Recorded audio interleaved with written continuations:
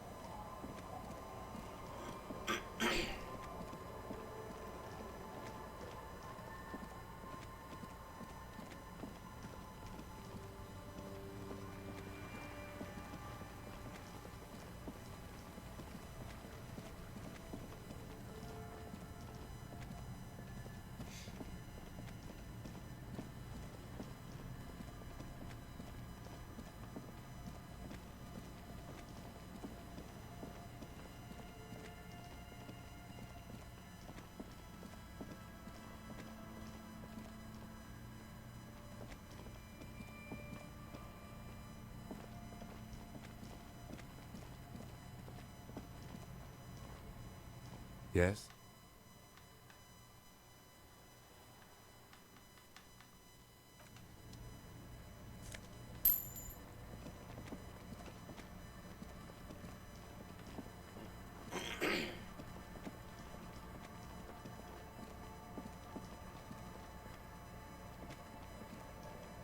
A scattering of bullet holes is spread across the cracked wall, reaching from one corner to the other. Why there's many bullet holes? A row of ghostly shades stand facing the wall. There are many of them, a dozen at least, their heads lowered and eyes blindfolded.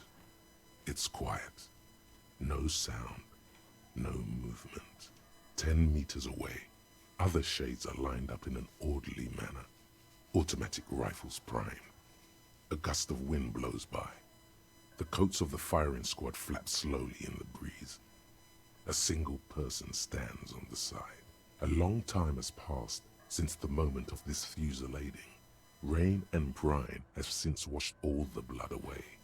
Not a trace remains. What is this? The abundance of bullet holes leads to two options.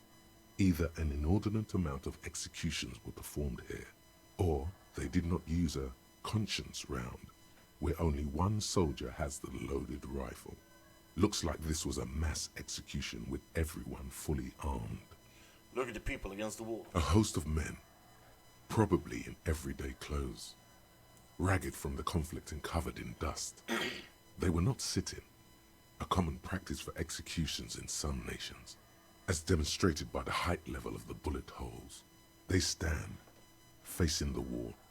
It's impossible to discern any details about their personality or background. Ordinary people, familiar, each and every one of them. Who are they? Comrades, the forsaken, the wretched, who tried to rise against the horrors of the world. Look at the line of soldiers. 7 men in combat uniforms and dark coats, holding automatic rifles aimed at the people. Soldiers from some side, but from which one? Look at the person standing on the side. The commandant, the one who gives the order. Machine gun fire crackling through the air. The lights of the muzzle flashes dancing on his face. Kim, who was who in this execution? I don't know. I don't know who died here, lined up beside that horrible wall. It could have been any of the parties involved in the revolution. Perhaps the ones executed here were the loyalist conservatives, killed by the communists at the start of the Civil War. Or it could have been the communists, put to death during the last stretch of the conflict by the coalition forces. It could even have been the employees of the failed R&D center down the coast, as their building was taken over by the revolutionaries. Or maybe... You mentioned coalition forces. Could it have been them against the wall? Yeah, it's very unlikely the coalition forces were the ones who died here. They were always the last ones against the wall. To be honest, if a coalition member was anyone in this situation, it was the commandant, the superior giving the orders. A cold sea wind blows away the figures.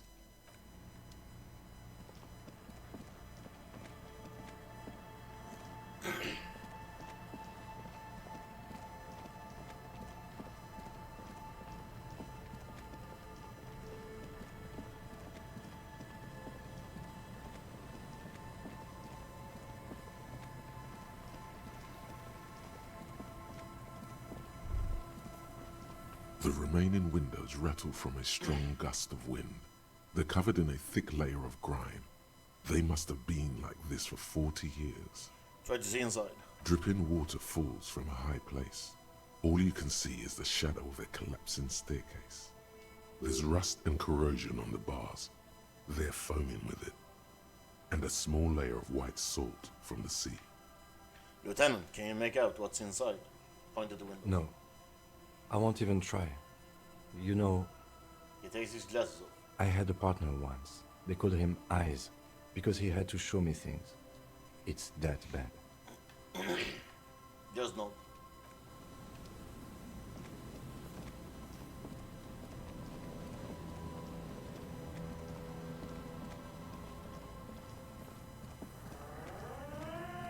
Put your hands where I can see them. The pigs.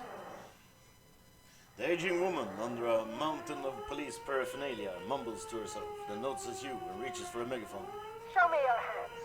This is the pigs. Show me your hands. Right now! Show... Scavenged, battery-powered police lights protrude from her back. The flickering light show reveals a gun in her shaking hand. Her hand is trembling from some sort of neurodegenerative disease. Madame, please drop the firearm immediately. You shouldn't be here. Something's very wrong with her. She's completely out of control. Easy now, they're just chain cutters. Failure to comply. Suspect is displaying aggression. Officer, under duress! Officer, under duress! I am the police. Don't move. Don't move. Hands on your head. Suspect is armed and dangerous. Ma'am, I need you to calm down. We just want to talk. Lateral vascular neck restraint. Carotid sleeper. Carotid sleeper.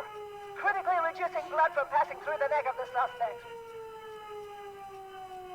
Be careful, detective. Don't do anything that might set her off. You'll have to go for the gun sooner or later. Perhaps you can learn crucial facts before you do.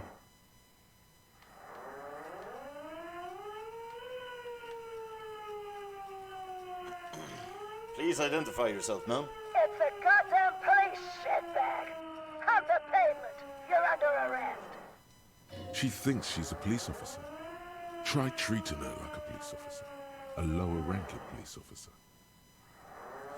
Officer Pigs, double your freighter, Harrier de Dubois, requesting your sidearm for inspection. Hold out your badge. What? She lowers the megaphone and stares at the gun in her hand.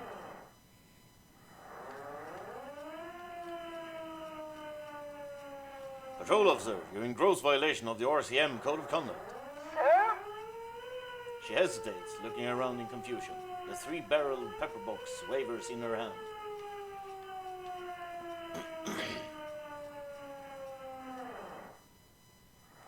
Patrol officer, I have to sign you up for a disciplinary hearing. Slowly shake your head. Easy. Press her too hard and shit. With a swift, poorly coordinated move, the woman slams the megaphone against her lips and teeth. A trickle of blood runs down her chin. She doesn't notice it. Officer compromise. Unlawful impersonation. Pigs en route. Engage your will. Okay. She's actually more agitated now. My bad.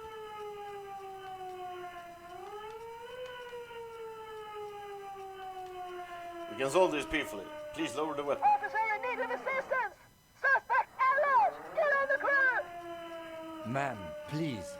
We want to help you, but you need to lower that weapon. Let's just talk, alright? Disturbance reported. Authorized deadly force. Sector, take the shot. Big red key. Big red key. Big red key? That's code for the battering ram. Cop talk. You know this. You're not the police. We are the police. Back up. Back up. Back up. Status unconfirmed. She lowers the megaphone halfway, but immediately raises it again and screams.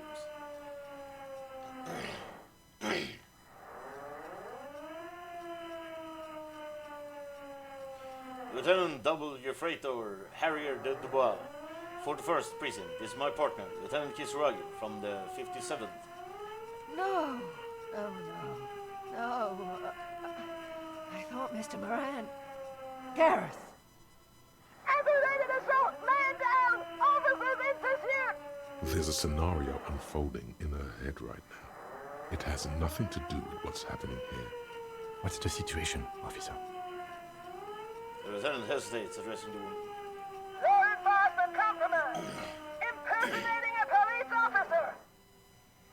She screams into the microphone. Red and blue light illuminate, the spit flying everywhere. Does she not believe you two are actually police officers?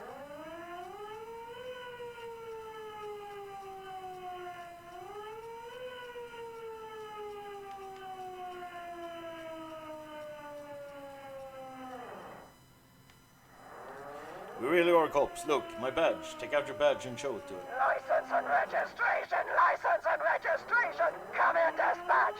Sector Azimuth! It's not a code, just disjointed words. She's losing it.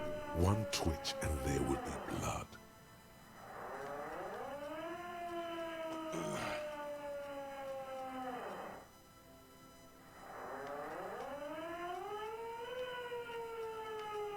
How's it looking? Let's deal with We it. can't leave. A delirious civilian is pointing a firearm at us. Your firearm. You need to solve this. Time to get my gun. Alright, here's the plan. You hurl the ledger in her face, already darting right, and immediately close the distance. Left hand grabs the barrel, right one breaks the wrist. No, that won't be necessary. Look closer. The gun, all three barrels, red and blue light shining through. It's not loaded.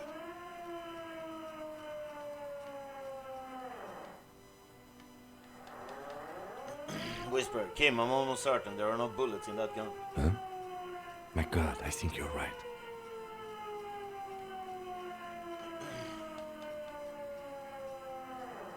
My God, it's not loaded. The gun isn't loaded. What? The woman looks at the weapon in disbelief. Her eyes are suddenly reddish with tears. She looks straight down the barrel and squeezes the trigger. Wait, This isn't police issue. Police weapons have bullets. This isn't real. What is this? Police guns always have bullets. What is this? Why did you sell me this? Grab the gun, right now. This might be your only chance. you have the gun. No one ever cares anymore. Why would they treat me like this? This limbed and headed machine of pain and undignified suffering is grinding to a halt. Tired of walking the desert, it doesn't want to feel or think anymore. Poor woman. We need to figure out what to do with her now. The lieutenant holsters his pistol. Nobody's ever around. Nobody ever comes to visit me. I'm very sorry. This is how life turned out for you. Gently touch her shoulder. Her scratched skin is warm to the touch, but the person inside doesn't even know you're there. What do you think is happening to her? She's in a stupor. I've seen this before. God knows for how long. Could be days when they get like this. But why was she like this in the first place? Honestly, I don't know. Dementia, probably. Dementia and Channel 8. And loneliness. Nod. Neurodegenerative disease. Could be. Her hands were trembling and she did seem uncoordinated. Should we But just what are we arrest gonna her? do with her? I don't think there's any need for that. In her current state, and without the gun, she isn't really a threat to anyone. We could let Titus know. This is a perfect problem for the local peacekeepers to handle. They might even know her family.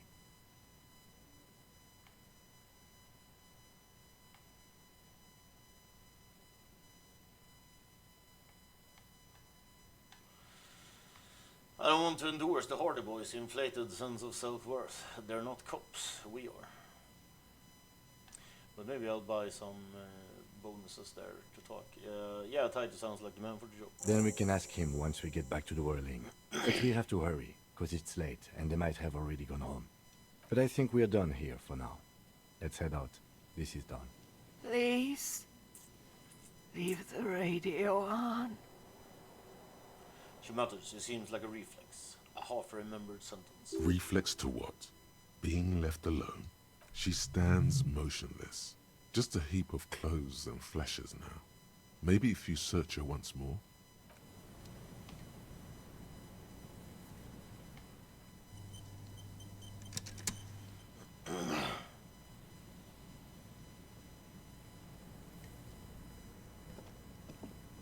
The woman stands slumped. She looks catatonic under her mountain of RCM paraphernalia. Is one of those things a police cap? Pick up the RCM cap. She doesn't even flinch as you reach out and disentangle the familiar-looking lieutenant's cap from her mountain of RCM paraphernalia. Oh, is that yours? It's hard to say. It's been so long since you wore yours. Mine. No, it's ours. The RCM's. It's your hat. Shake her shoulder. The old woman doesn't react to your touch. Leave her be.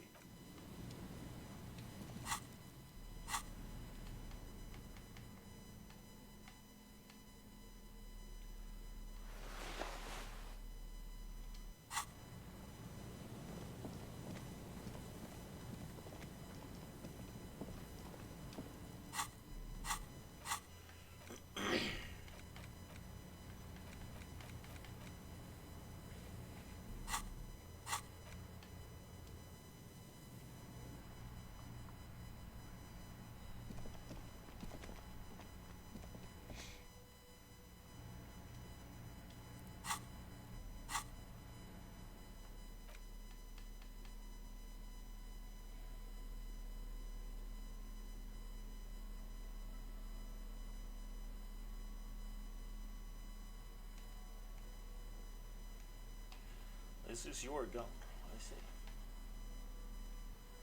Here's them equip this when times are most dire. Yeah, I probably shouldn't run around with the gun, right?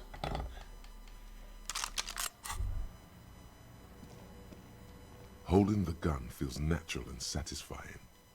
It's like an extension of your arm, the polished wooden handle almost fusing into your palm. I think my hand recognizes it. It reminds you of the day you first held it, with fear and respect, hoping you don't have to use it in vain. The sun was out in Jamrock. It was so long ago. Sheathe your sidearm, officer. A serious law official, cop by the book, should know to only unholster their service weapon when using it is unavoidable.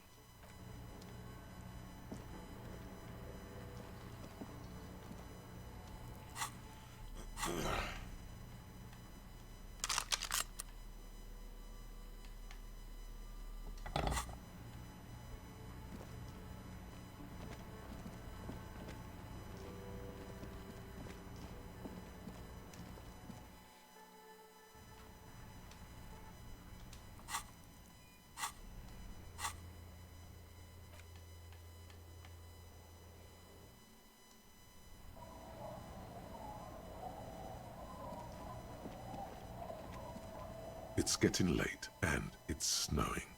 Time to call it a day. Good night, Kim. Send him away for the night. Good night, officer. We'll meet in front of the shack in the morning. Good. You're up. Listen, there's something that's been bothering you for a few days now. It's a suspicion, or a feeling, really, that things an earth-shattering deduction from your psyche. What will those guys come up with next? Every day, things seem to spin more and more wildly.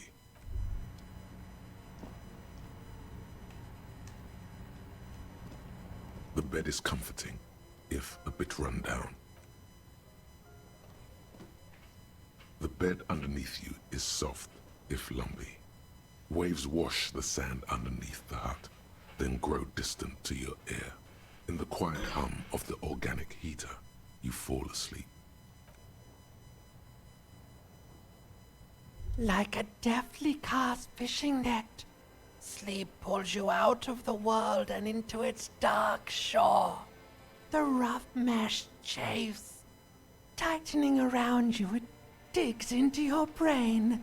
Yeah, just let me sleep. How have things been going for you out there? Helped anyone lately? Saved anyone lately? Murdered anyone lately? This bastard isn't even listening to you. Because you know you are a murderer.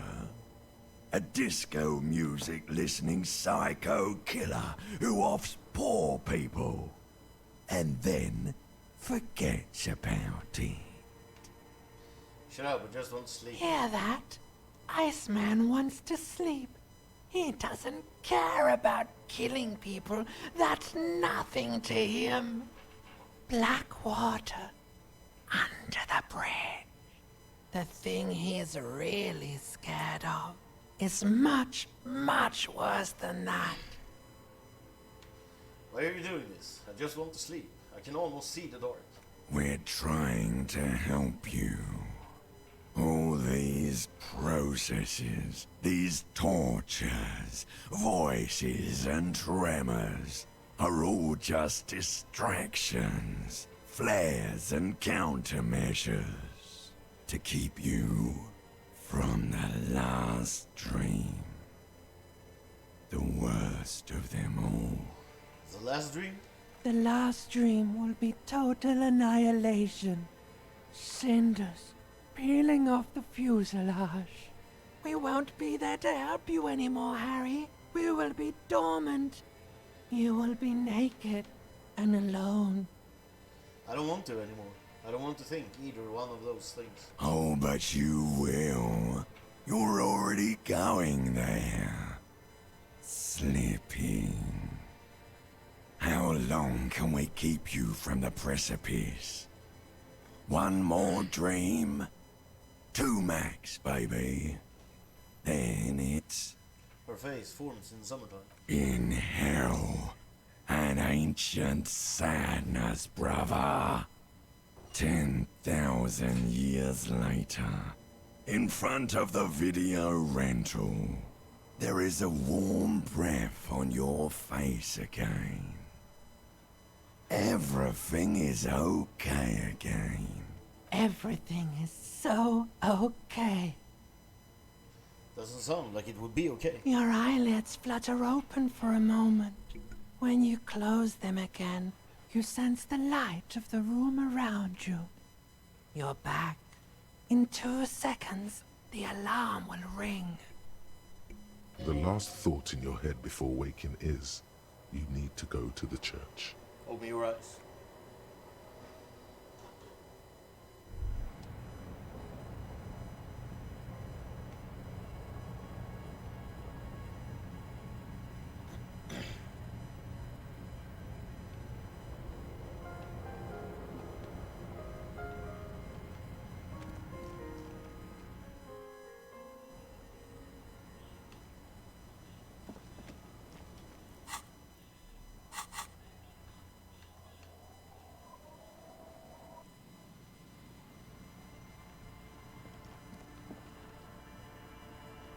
Heavy wooden doors, more than twice your height, stand shut in front of you. The rectangular sea-worn ornamentation appears in stark contrast to the padlock, carelessly drilled into the wood.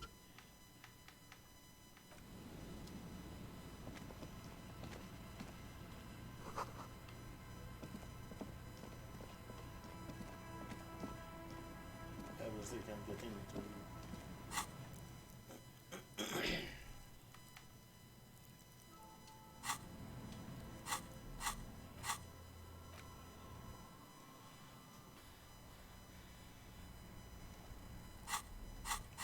Did I have a...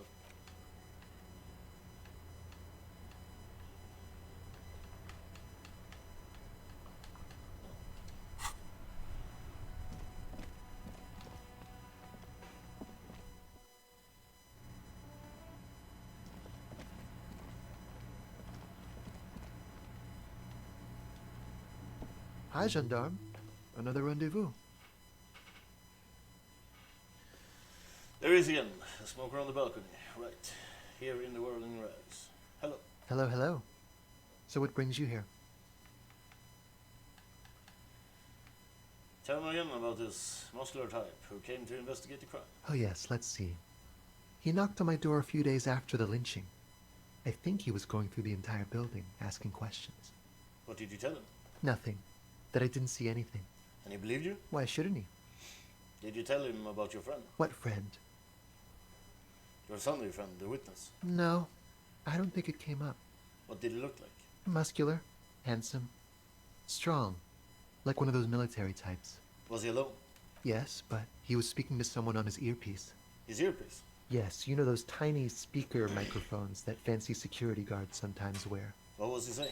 Just reporting back whatever I was telling him.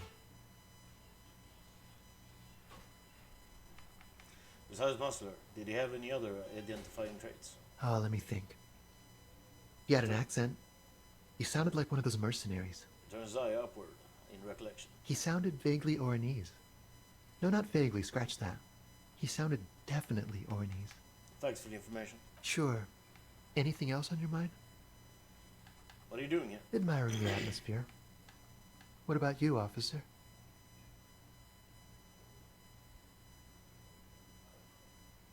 I live here. My room is right upstairs. Convenient. But what are you doing here? Talking to me? I met your Sunday friend. You did? And how did you like him? You're right, he was magical. Magically bureaucratic. I told you, he can be very useful. Who is he? A visitor from the first world. He's not like you and me, gendarme. He can always return. Return where? To his opportunities in Occident, sur la clé. Still, his coming and going brings some life to the village. Or is it just money?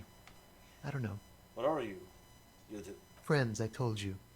Sunday friends. Sunday Friends who like to get together from time to time. What does it mean, a Sunday friend? That he won't be there when times get tough, I guess. Is that even a friend? It is. On Sundays. Why was he staying at your place in the middle of the night? He has keys.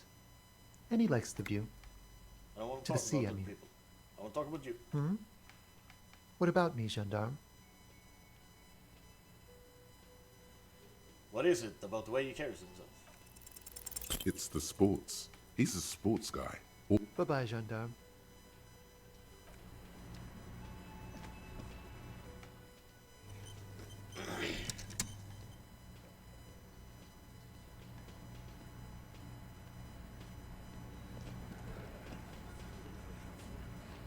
It's you again.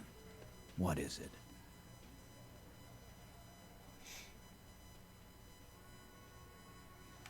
There's no catatonic lady in the old fish market on the other side of the bay. She needs help. What's that, copper? You want us to help little old ladies now? You're local law enforcement, aren't you? Helping troubled civilians should fall under your jurisdiction. Yeah. We'll send someone out. Who is? Wait. It's the pigs, isn't it? Yep, her.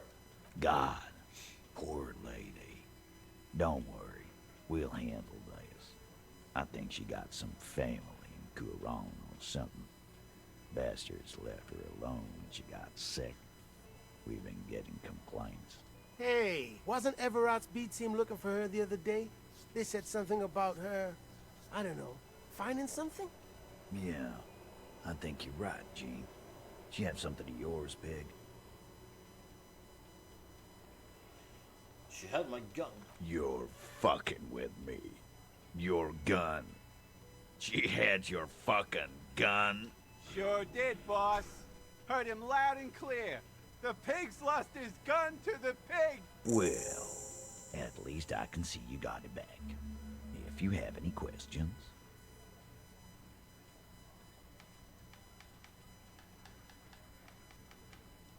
No problem, old cop man. We take care of our mentally ill here in Martinez. Ain't that right, boys? Sure enough, we're the real heroes on these streets.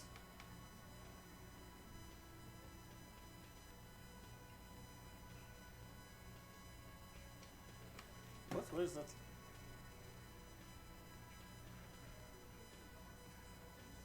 That shit wasn't like 2 seconds ago, was it? I have to go and check.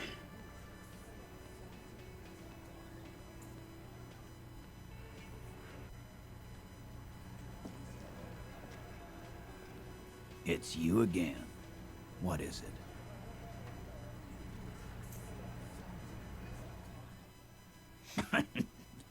What? Your local law enforcement. Yeah, God. Hey! Yeah, I think you're Nope, right. she didn't have anything in mind. No? Well, whatever then, copper.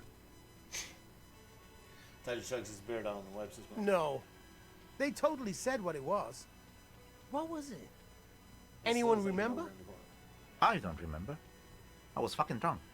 Let me know if you figure it out back there. Now, anything else we can help you with? What's her name? Her real name? Auntie LaPlante, we always called her. Something LaPlante. Marianne, amigo. He says, pouring himself another drink. Marianne Amigo LaPlante. Marianne LaPlante. Be anything else you wanted to know? Who was she? Was, like before, just an old lady. Her kids moved away years ago. Never come to visit. Never took her calls. She gets out every now and then. She did right by lots of us when we were kids. Always was a little off, but still. Us kids? That must have been ages ago. She was better then. The children kept her together. How did she get like this? Wanted to be a cop, you mean? Well, shit. I don't actually know. Anyone know why she started acting like a pig? No fucking clue. It's gotta be the crazy. Who'd want to be a pig?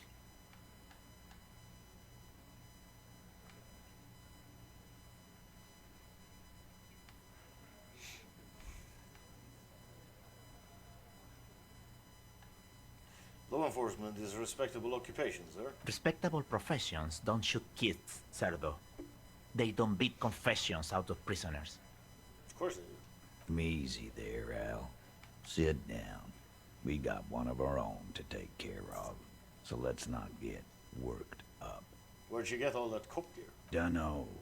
She lives by the water. Shit washes up all the time on the beach. Police paraphernalia doesn't just wash up on the coast, people. It's not like we dump it at night. She bought it, collected it. Station 41. A man carries a crate of rusted, unused badges. You think these would net us something at the annual auction? A balding detective drags a comb futilely across his head. Shit, who'd want those? Just dump them into the river. Sounds like help me out with this one, Titus. No problemo, cop. Sure enough, we're the real heroes on these streets.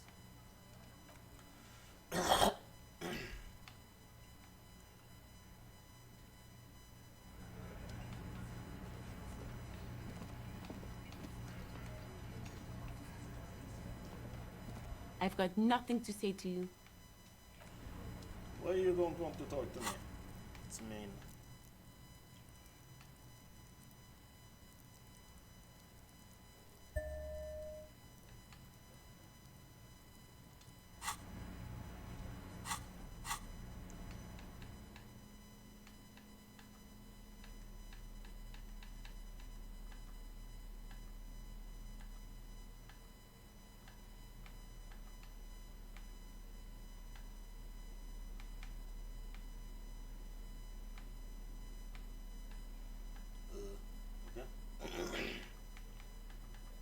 There's no item that gives me minus.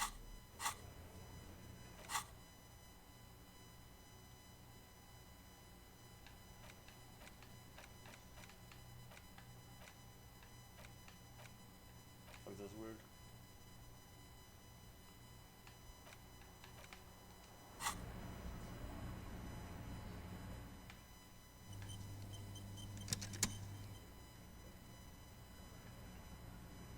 Babysitting imbeciles. What the heck is?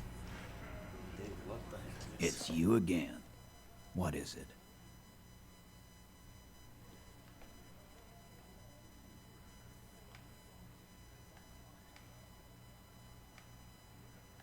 I found someone saw the hanging, a witness. A witness? You ain't got shit. The locals would never come to you with this. That's just Coptactis, Titus. Next, he's gonna tell you one of us already rolled on the others, and is in witness protection. My witness isn't a local. Well, Let's hear it then. Who is your mystery fella? This goes without saying, but nonetheless, don't give out his name.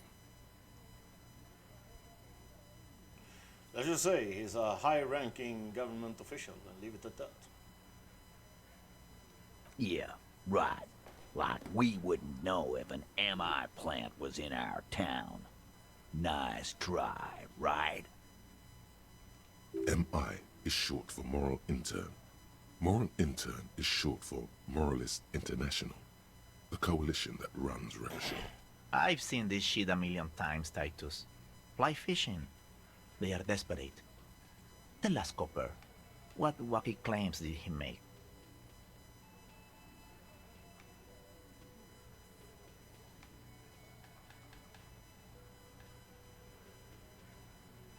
The witness said the hanging went down very quiet. No shouting, no commotion. It's you assholes that feel the need to go around like a fucking brass band. The Hardy Boys are dead silent. Yeah, it's like they put cowbells on you before they send you to the streets. What's with the cowbells, policeman? They're avoiding having to answer this question. I'd imagine you guys drinking and singing lynching songs. What's with the funeral silence? We were drinking, weren't we, guys? I hit the bottle hard. I was drunk as fuck. Right, I'm convinced, Glenn. Nothing off here. Just a regular hanging. Bullseye. Glenn looks around uncomfortably. The lieutenant hit a nerve. The witness says he saw two people of Aripajite descent and one Mesk. Arabagite? Boss, I think he's trying to say me and Theo. Well, yeah. What is confusing you? Eugene, Theo, and Elaine were there too. I already told you. The witness said We it were looked all like a there. sealed play. Those flaccid MI cocks with their culture language. Everything's a surreal play or sublime whatever. Doesn't mean anything. It means the whole scene was long and drawn out, like it was from a film. What is this fella's problem? Sorry we didn't make it more action-packed. It wasn't the first thing on our minds, you see? Shanky. It's Shanky, right? I thought there's something wrong about the lynching story. Now I know there was. You don't know shit. I know you are lying, Shanky. He writes in his notebook. You didn't break this wagon fort, but you did manage to rattle the people inside a bit. Enough about the witness. Some witness. I pulled the same shit. Came up with some shit, then went and said it to people. Get a reaction. Don't have to go to cop school to try that. You don't have to go to school for shit. I never went to school, and I'm doing great. You're doing a hell of a job, man. Hell of a job. Okay, maybe it doesn't feel like this did anything to them, but they have to be fretting a little. Everyone is afraid of witnesses. Witness is a scary word. Scary word. So much bluster to hide the fact that they're uncomfortable with you having this info.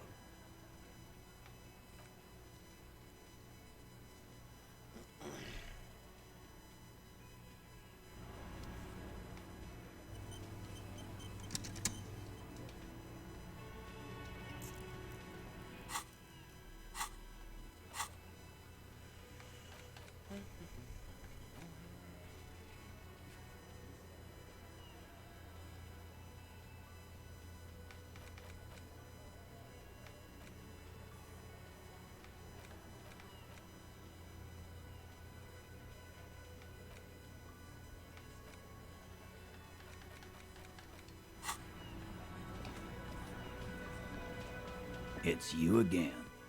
What is it?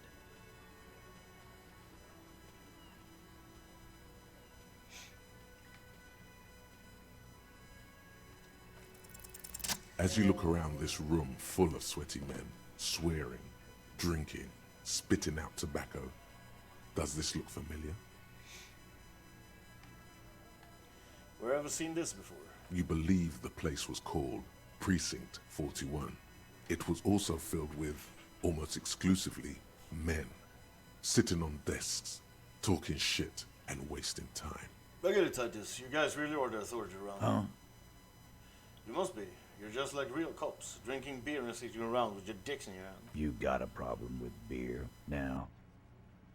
Not quite there yet. Push on.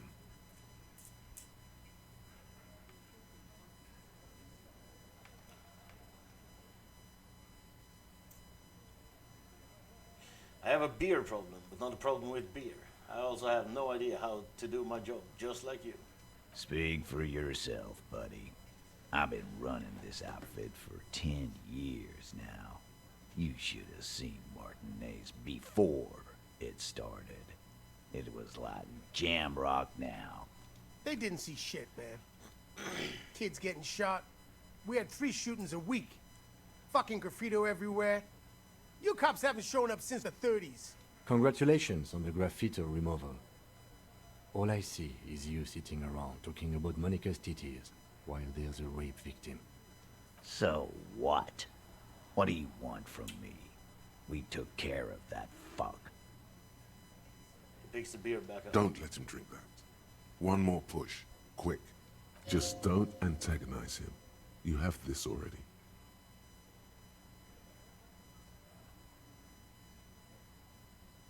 It's not about who did it. It's about the victim. She needs help. Titus? He looks at her. She stops mid-sentence. That's it. You got him. He's going to give it up, but on his terms. You wanna help her, cop? Fine. I'm gonna let you help her. But you treat her with respect. If you don't, if you question her, harass her, a freight train of pain, buddy. What is her name? The lieutenant takes notes. Takes out his notes. Glacia, I'm on due. She's staying here at the Whirling in Rags, a real pretty one. Silvery jumpsuit, blonde. That's I'm on due, with an O-U. Shit. The girl. The girl upstairs? That can't be her. She knows you drank so hard you forgot you were a cop.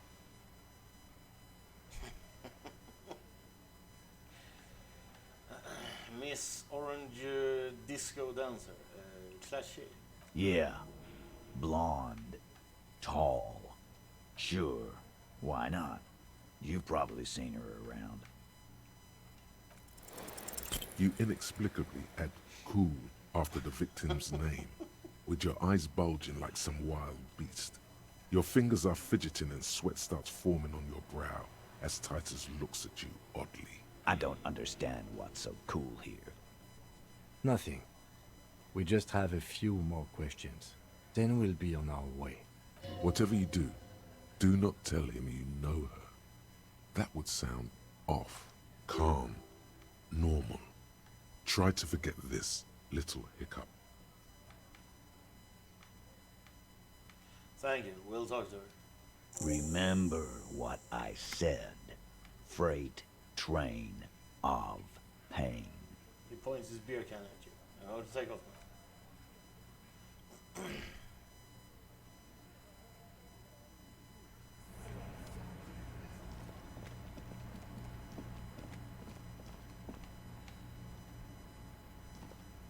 Officer, what was that? You were the sweating and the fidgeting when he mentioned her name? Yes. And the sort of quivering jello thing with the eye. Point your twitchy eye. I think I know that woman. The victim? Is there something I should know before we talk to her? Whatever you do, don't say the first thing.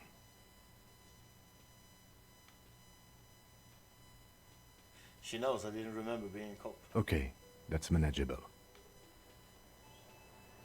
I met her in the hallway after I woke up. Understood. You were not in good shape on Monday. I don't think I hit on This her. is unprofessional. Not sharing information with me is unprofessional. His opinion of you has lowered considerably. What? Okay.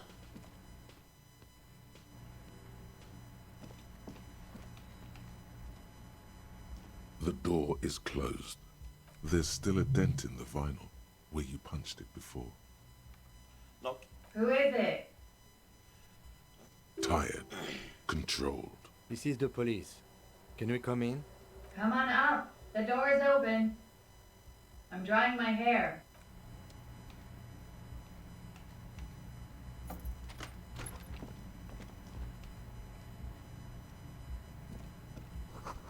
Hotel bill calculations. Looks like she had an extended stay.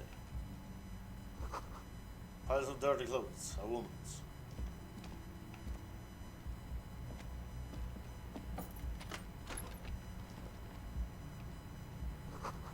You see the yard below. The corpse is no longer there. Fucking hope so. This medicine cabinet is full of wares. Sheets of pills, haphazardly stacked, one on top of the other. There's also a toothbrush somewhere in there. Look at the toothbrush. It's been used quite a lot. Look at the medications. Pharmaceuticals line the shelves. Sheet upon sheet of pill bottle next to pill bottle. Acetylic acid, APAP, eye drops, blood thinners. There's quite a collection in here. Anything of note? Search the bottles. Pill bottles rattle like bones as you search the cabinet. Paracetamol, histoparidol, something in a foreign language you can't read. Behind them, an unusually shaped nasal spray. Its label reads, Nacra. Nacra?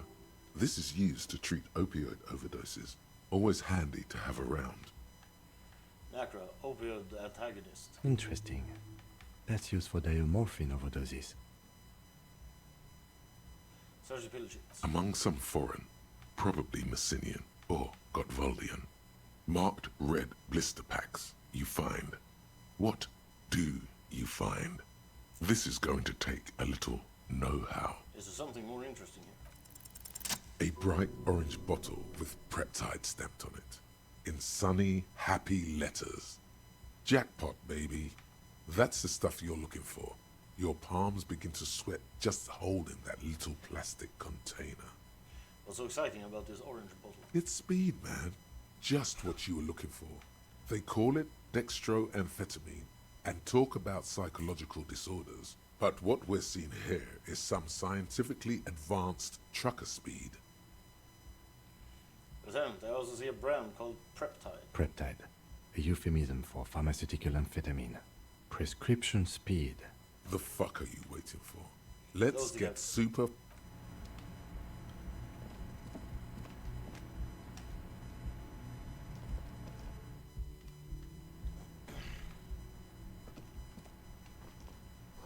The bed has been hastily made.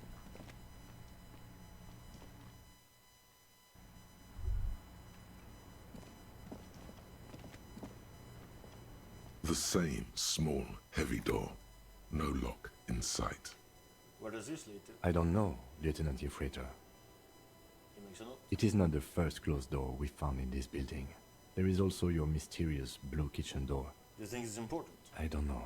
The further we get, the more this building seems to be tied to the case. The vigilantes, the cadaver, and a number of people connected to the case are in or around this building. This door is part of it. It's not unimportant. Push. It's barred from the inside. You hear the bar rattle in the brackets. Leave. Cold coffee and ashtray. It looks like a head shop. Welcome to the roof.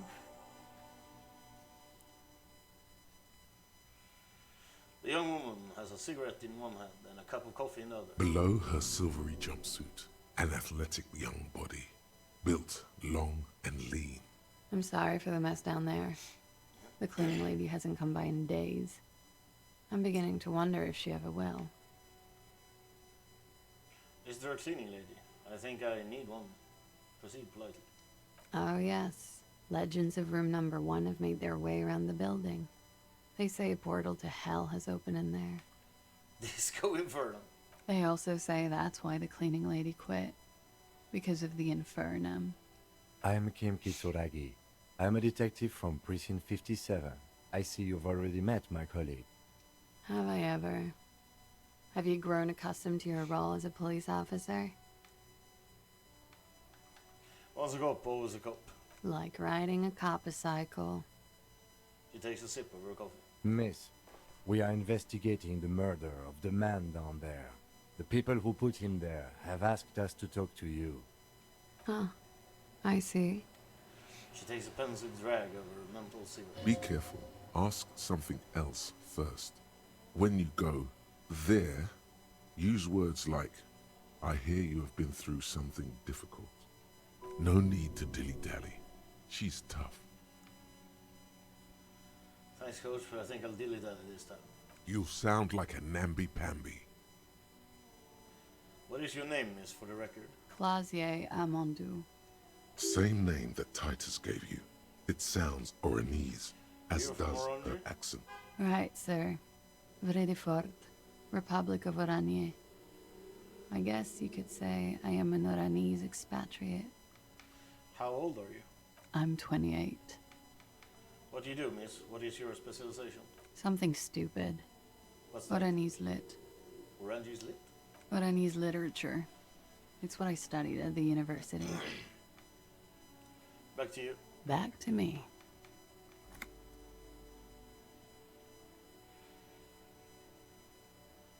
We will take a look at your passport, please. I'm afraid you can't, officer. Why is that? Because it's buried in a sealed plastic bag at an undisclosed location on the coast, along with cash and airline tickets. Thank you for your candor. Why? They say so in your tourist brochure.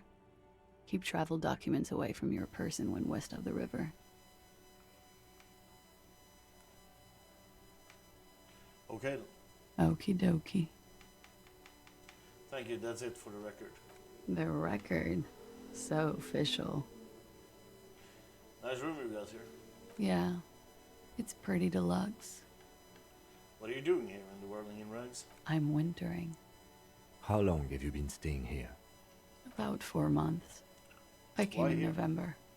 Here in the Whirling, here in Martinez, or here in Revachol. Here in the Whirling. Because it's the funkiest building in Martinez. And because all the other buildings are bombed to hell. Where does this door lead to? Point to the door of the groove. I have no idea, officer. You have quite the collection of prescription drugs down there. Thank you. I've put a lot of time and effort into it. Just as without any discernible irony. Technically, possession of narcotics is legal in Revachol, but you should still reprimand her. No, don't listen to the stiff. Be cool. No further questions. I always heard you RCM guys were cool. You are. I have other questions for you. Okay. They tell us you've been through something difficult. Something difficult? I've been through at least half a dozen difficult things. Which one do you mean? Were you sexually assaulted, miss? By sexually assaulted, you mean raped? She takes a quick drag, unperturbed. Yes. It's a bit early in the morning for raped, isn't it? She sounds positively buoyant, vivacious, totally unbothered. And what does that mean? Were you? Yeah. I'm gonna go with not raped.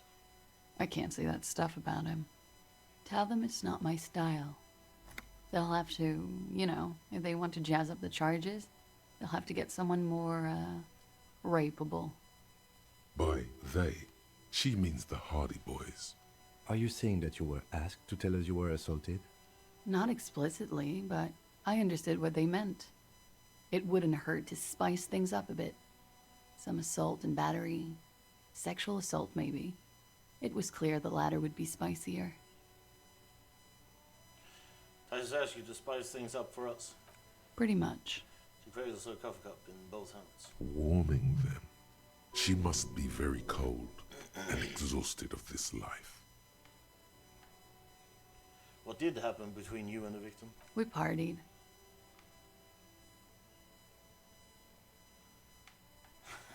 What kind of party? Point to your bloated face, the kind I do? With all due respect, sir, I think we partied a little harder than that. Harder than this? Keep pointing to your face. I didn't know it was physically possible. Oh, it is. You're still alive. What did you do when you partied? We drank, sir. A lot. For weeks, basically. We had that effect on each other. We made each other drink harder. That's why I liked him. What else? Stimulants. Speed also has that effect, making you drink harder. And then drinking harder makes you do more speed. It's quite the combination. We also had sex. You were lovers? I guess you can say that, yes. A bit. Lovers is such an emotional word. But there was something there. We did enough drugs for there to be. How did you two meet?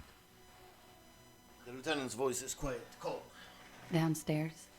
At the bar. He was on some sort of assignment. A military man, as you probably know.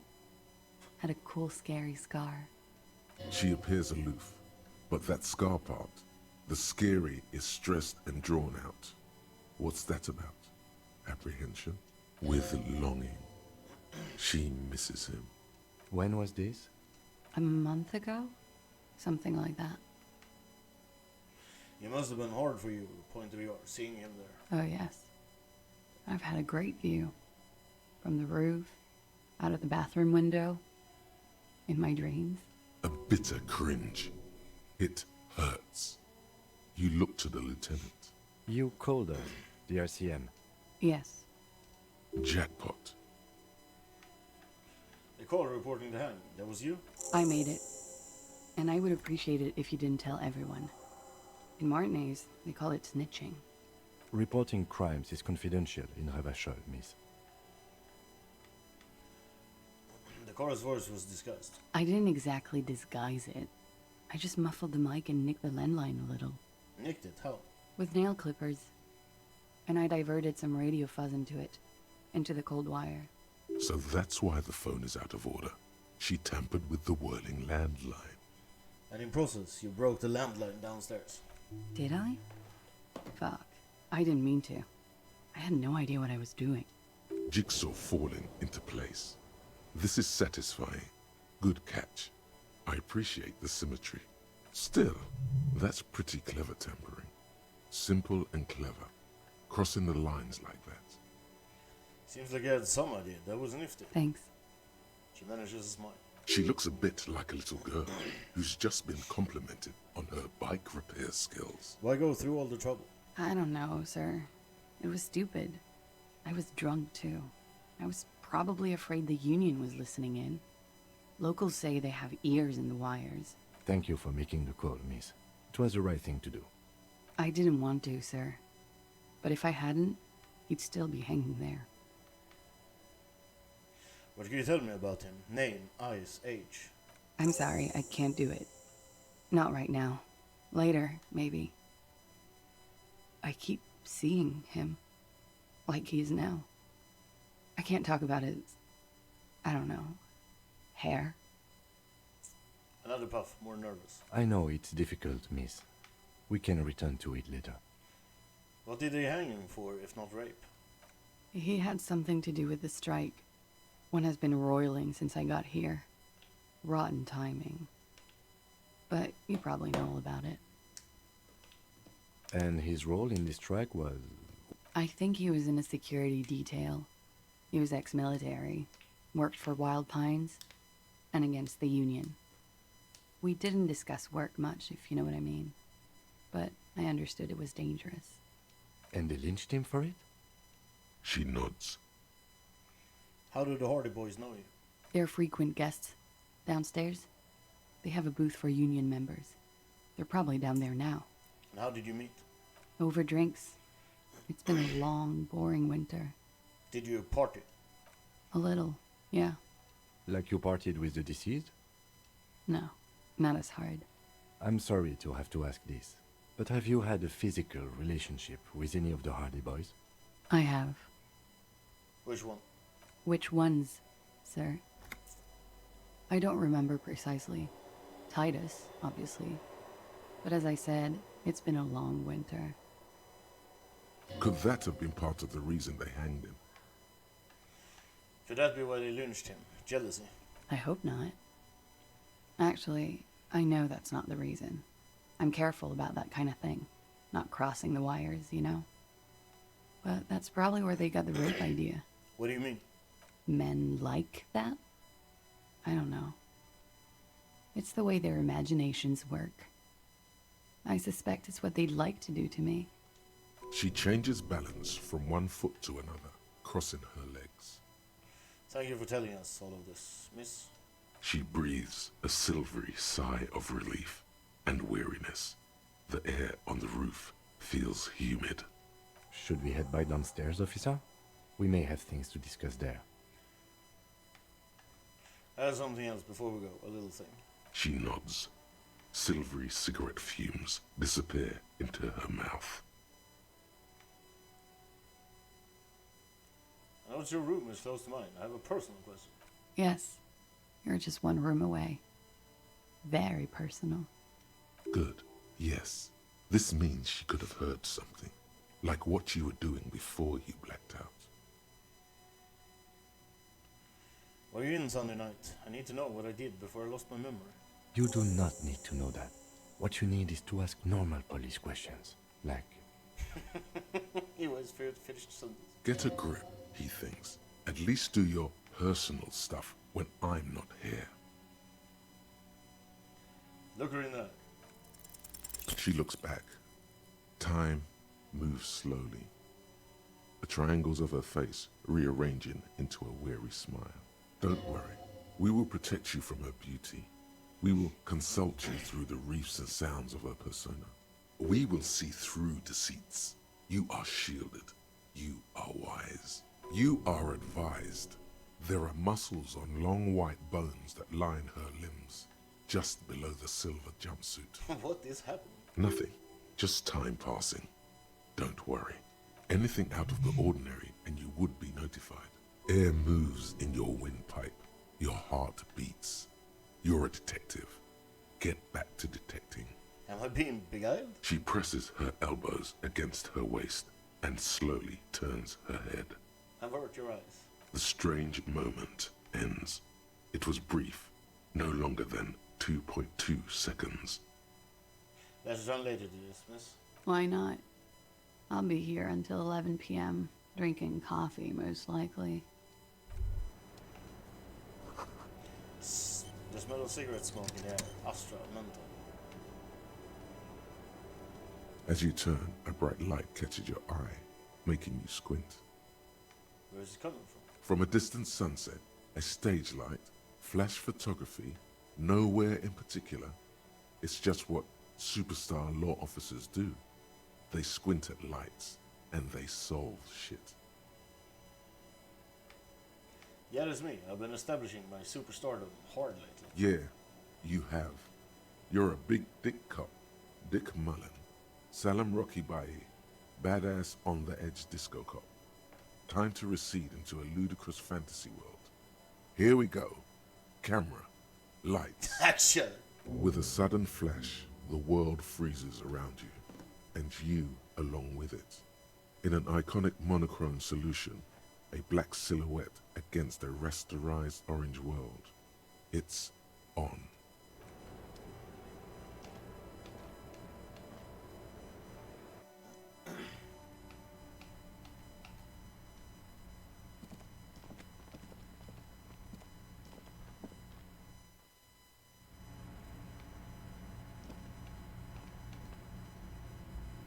Looks like we have more to discuss with those so-called Hardy Boys. Half their reasoning just went out the window. You think this will make them cooperate? Nothing will make them respect the RCM, but it will disrupt the game they prepared for us. We just stripped off one layer of whatever it is. Her decision to not corroborate their story was definitely not part of the plan.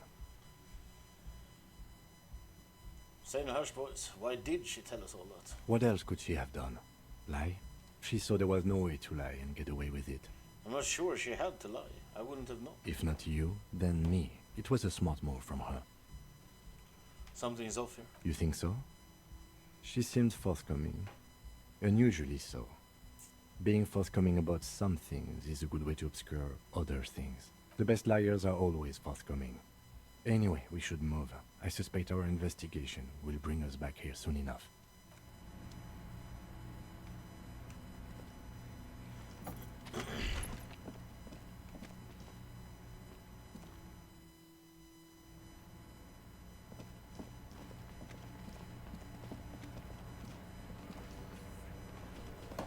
It's you again. What is it?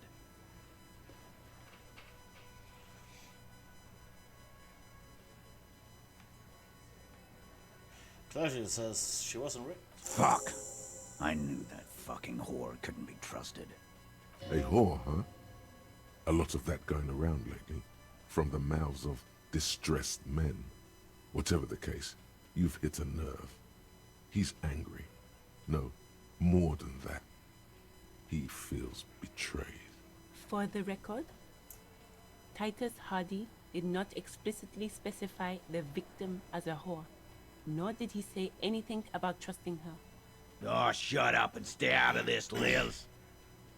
He raped her. He was out of his fucking mind. You have no idea. She's just in denial, asshole. You don't understand the traumatic experience. She's shutting down, and she doesn't fucking trust you. Yeah, she's crazy, you know. A crazy bitch. You know the type. She's fucked up. This is a diversion. Stay on track. Got the bullshit. She told me the truth. Lawman, I'm at the end of my goddamn rope with you. I fucking told you not to push her. His hands become fists. And you went and pushed her. I am gonna fucking... Titus Hardy! A voice rings through the room like a warning shot. Everett personally sent me to take care of this. If this goes south, we'll all be in the shit. But you, Titus Hardy, are going to be buried. Am I understood? When she's angry, she emphasizes the S. It gives her voice a strangely hypnotic quality. Her lips barely move as she speaks. Frankly, it's a bit terrifying. Someone has to rush in to break the tension. The second in command. Look, Copper. We know that that fuck was a rapist and a killer. We got him confessing to it on tape. Show it to him, T. What's the harm, right? Here, jerkwad. Listen to this shit. And then come back and tell me the soldier of the apocalypse was an innocent man. This is their last play, this tape. Their story is in tatters. A mess. It might be nice to listen to, but at this point, you don't need to.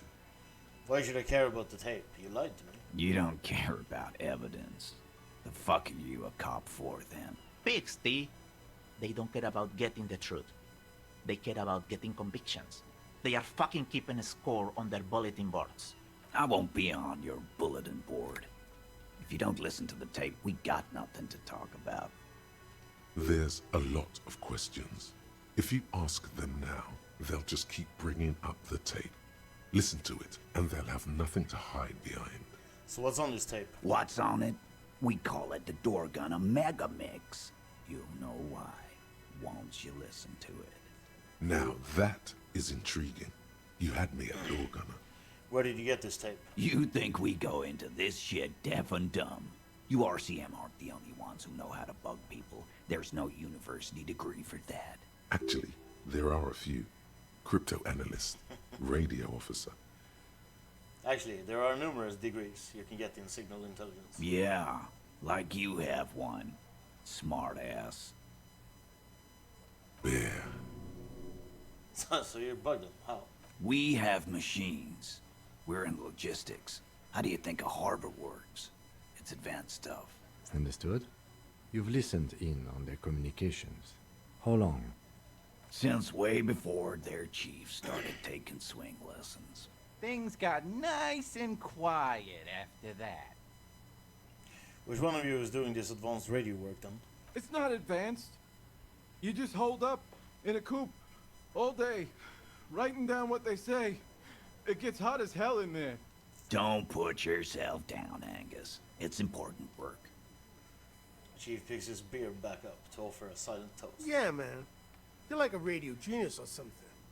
Those notes are some in-depth stuff. Indexes and shit. That's enough for now. I'll get back to the investigation. Don't forget your tape, lawman. Compliments of Titus Hardy. Take the tape. Fine, I'll listen to it. You do that. Oh, and keep it. Maybe you'll need a reminder of human ugliness someday.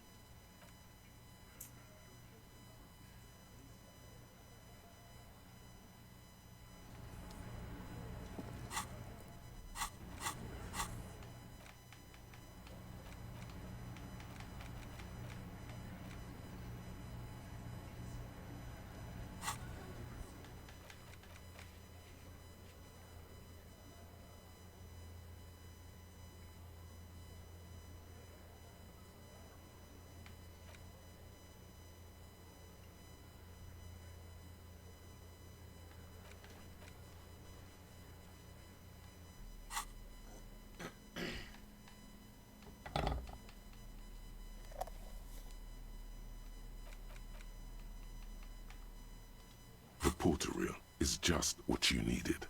The reels attach to the apparatus with a satisfying click. The tape is routed behind the magnetic reader. Play the tape. You push Command Set, and the tape starts spinning. Violent static and machine sounds fill the air. This isn't Revachol. This is a fucking village. I can almost see the elephants.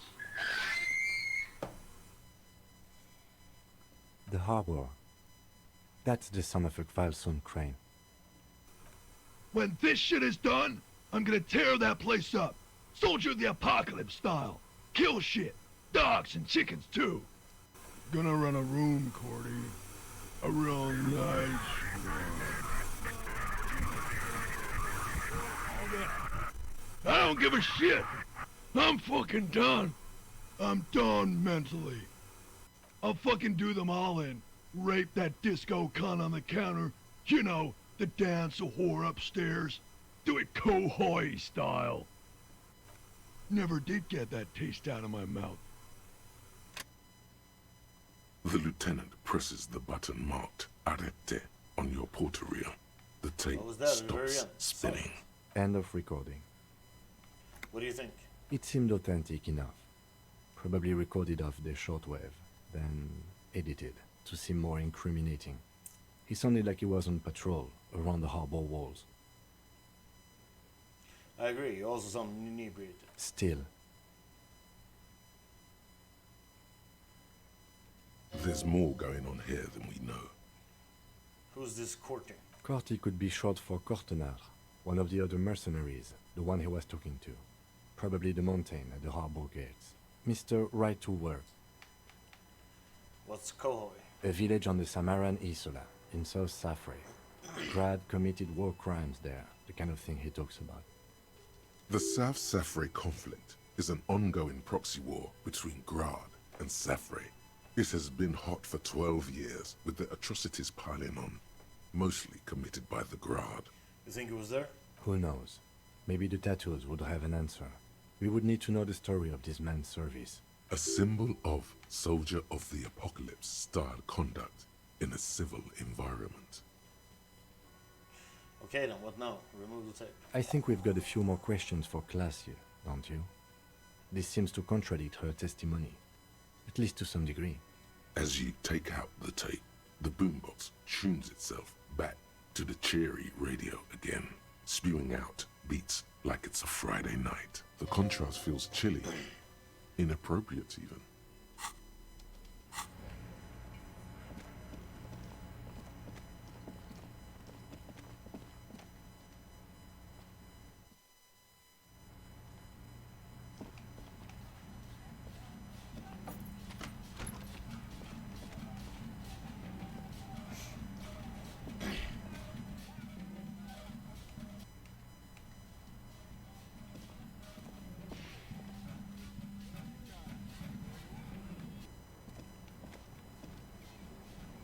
The same small, heavy door. No lock.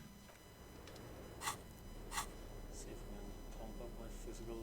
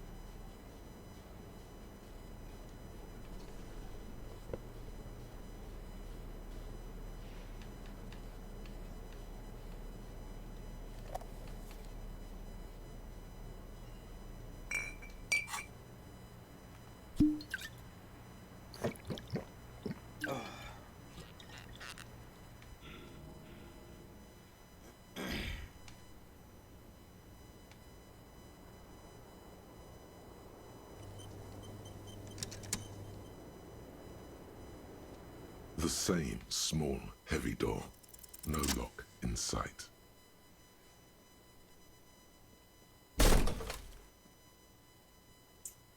Something cracks inside.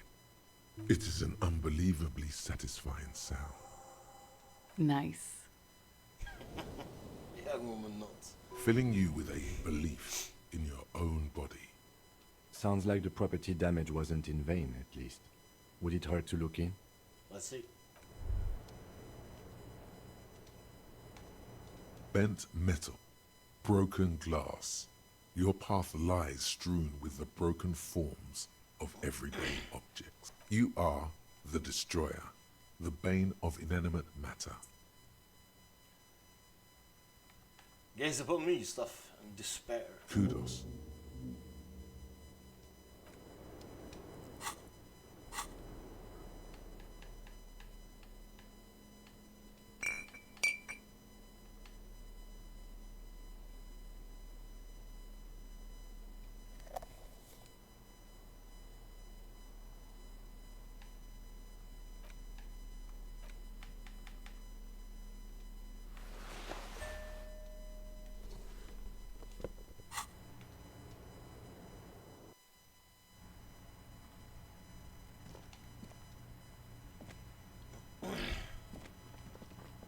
You clearly see footprints in the downy carpet of dust covering the workshop floor.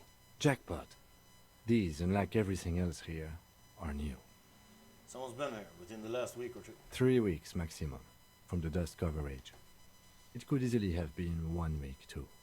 You know, officer. He looks at you. This is good. He likes it. There's a little smile there, in the dark of the workshop. This isn't bad at all. It was a good idea to see where that door leads. Commendable work bringing us to this place. Let's have a closer look then. Large prints, most likely made by boots. The size is hard to determine. Sole could be bigger than vamp. The soles have left a pattern, uniform, horizontal lines. This print is unlike one left by a regular worker boot. It is not a brand sole with logos on it. It seems custom-made or old-fashioned. This print doesn't look like the odd sole print we found at the hanging, Kim. The size looks about the same, actually. They are not the same shoe, but they could be the same person. This doesn't look like the worker boots from the hanging, does it? No. These little horizontal lines are different. They look custom-made to me. Or some kind of foreign print. Hard to say. Still a boot, though. Yeah. Everything around you is quiet. The prints crisscross the workshop floor. Okay, what does this mean? It means someone snuck through what seems like a secret route. Behind our rape victim's room. In the recent weeks. This may prove to be significant. Let's move on.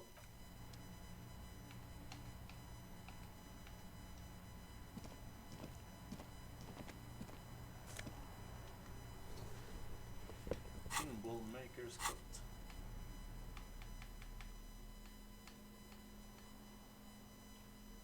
Empathy, hand-eye coordination.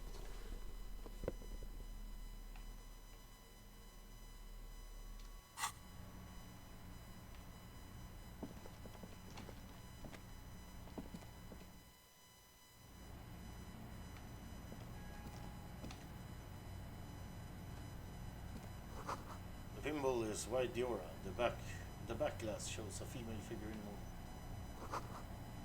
A note, NB. The spare key is tied to the bush outside the corner room window.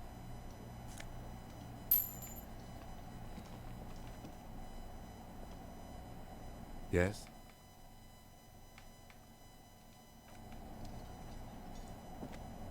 Over there, in the corner. The pinball machine. Not just any pinball machine. This is the pinnacle of pinball. Cornelius Gordy and the Mountain Goats. It's lit. You can't wait to get your hands on it. Lit. A phrase almost synonymous with the Insulindian pinball scene. Any pinball scene, really. Kim, you seeing what I'm seeing? Point to the machine. The pinball machine. Gordy's Goats. A classic. Let's take a closer look. Ah, great. The lieutenant size. Cornelius Gordy and the Mountain Goats reads the golden lettering on top of the back box. There's a small column of text underneath. The machine is coin operated. Get the game on, finger boy. Those flippers are ready. Lean closer to read the text. Above the painting of a mustached man climbing a hill, a column reads, inspired by the legend of Cornelius Gordy, taken on the world's tallest peak, Corpus Muindi. The Mesk legend holds that when the nation is in danger, heroic Gordy shall return and save his people. Inspect the playing field. The theme of the game is to explore Gordy's climb through the perspective of goats and to ascend to the top of the mountain in a time of trouble. The peak of the mountain is at the top of the playfield. All the balls have small goat icons on them and represent the goats as they race up and down the mountain. Areas around the playfield represent Gordy's climb, places he was said to have camped, which the goats can discover. Get them to the summit. What's with all the goats? Indeed. Think of them as balls. Insert coin. It takes a while to get into a rhythm, but pretty soon you're able to keep 3 goat-faced balls in play with relative ease. Go, go, finger boy. I feel sorry for the gods. If they only knew the kind of guy old Cornelius really was. Wait, what kind of guy was he then? The kind of a guy who uses the word savages a lot when recounting his travels. A masked nationalist. A racist mountaineer. An avid huntsman too. He was often photographed in his dining hall, surrounded by wall-mounted hunting trophies from every continent. That is not true. He also hit his wife and kids. Other people's kids too. Sometimes pets. Hateful little man. But you seem to be having fun. I'm pretty good at this. Continue playing. Your game is definitely improving. The jolly goats are flying all over the board, and although a few plummet to their deaths, you're never left with less than 3. Suddenly, a special passage leading to the summit slides open at the top of the board. This is where the balls need to go.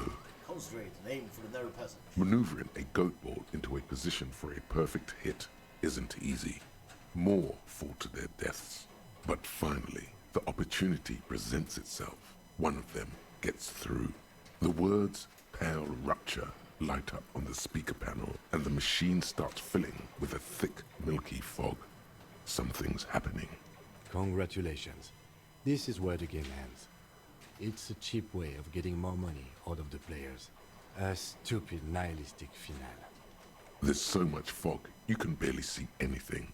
Some is actually leaking out of the machine, and one by one, your goats start slipping, disappearing into the milky nothingness. This can be navigated. The balls leave almost imperceptible disruptions in the fog. Use them to calculate where they hit next. You're down to your last goat, going mostly by sound. Eyes are useless at this point, but that goat is something special. 5 times you snatch him back from the jaws of death. You're in a perfectly balanced system where neither you nor the pal is able to get the upper hand. This could go on forever. Kim, it can be done. Just watch. I am. I've seen it before. Played it too. You will eventually make a mistake and then it's all over. Stay on the ball. How, if you can't even see it? The last goat plummets into the fog with almost suicidal glee. There goes nothing, finger boy. Finger boy. There goes nothing, finger boy. You see a heavy steel door with a prominent dimpled lock. It's painted blue. This door is connected to the one upstairs, but how do we get through? There must be a key somewhere. Probably somewhere in the whirling. It's not too important. We can get in and out using the roof door.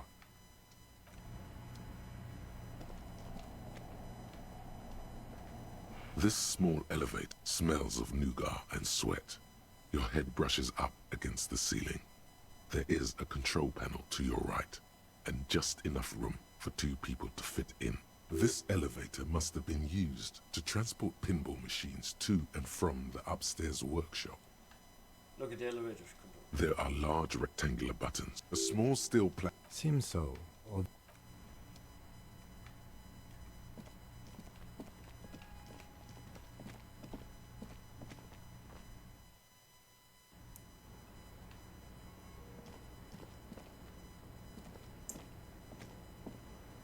Hello, officer.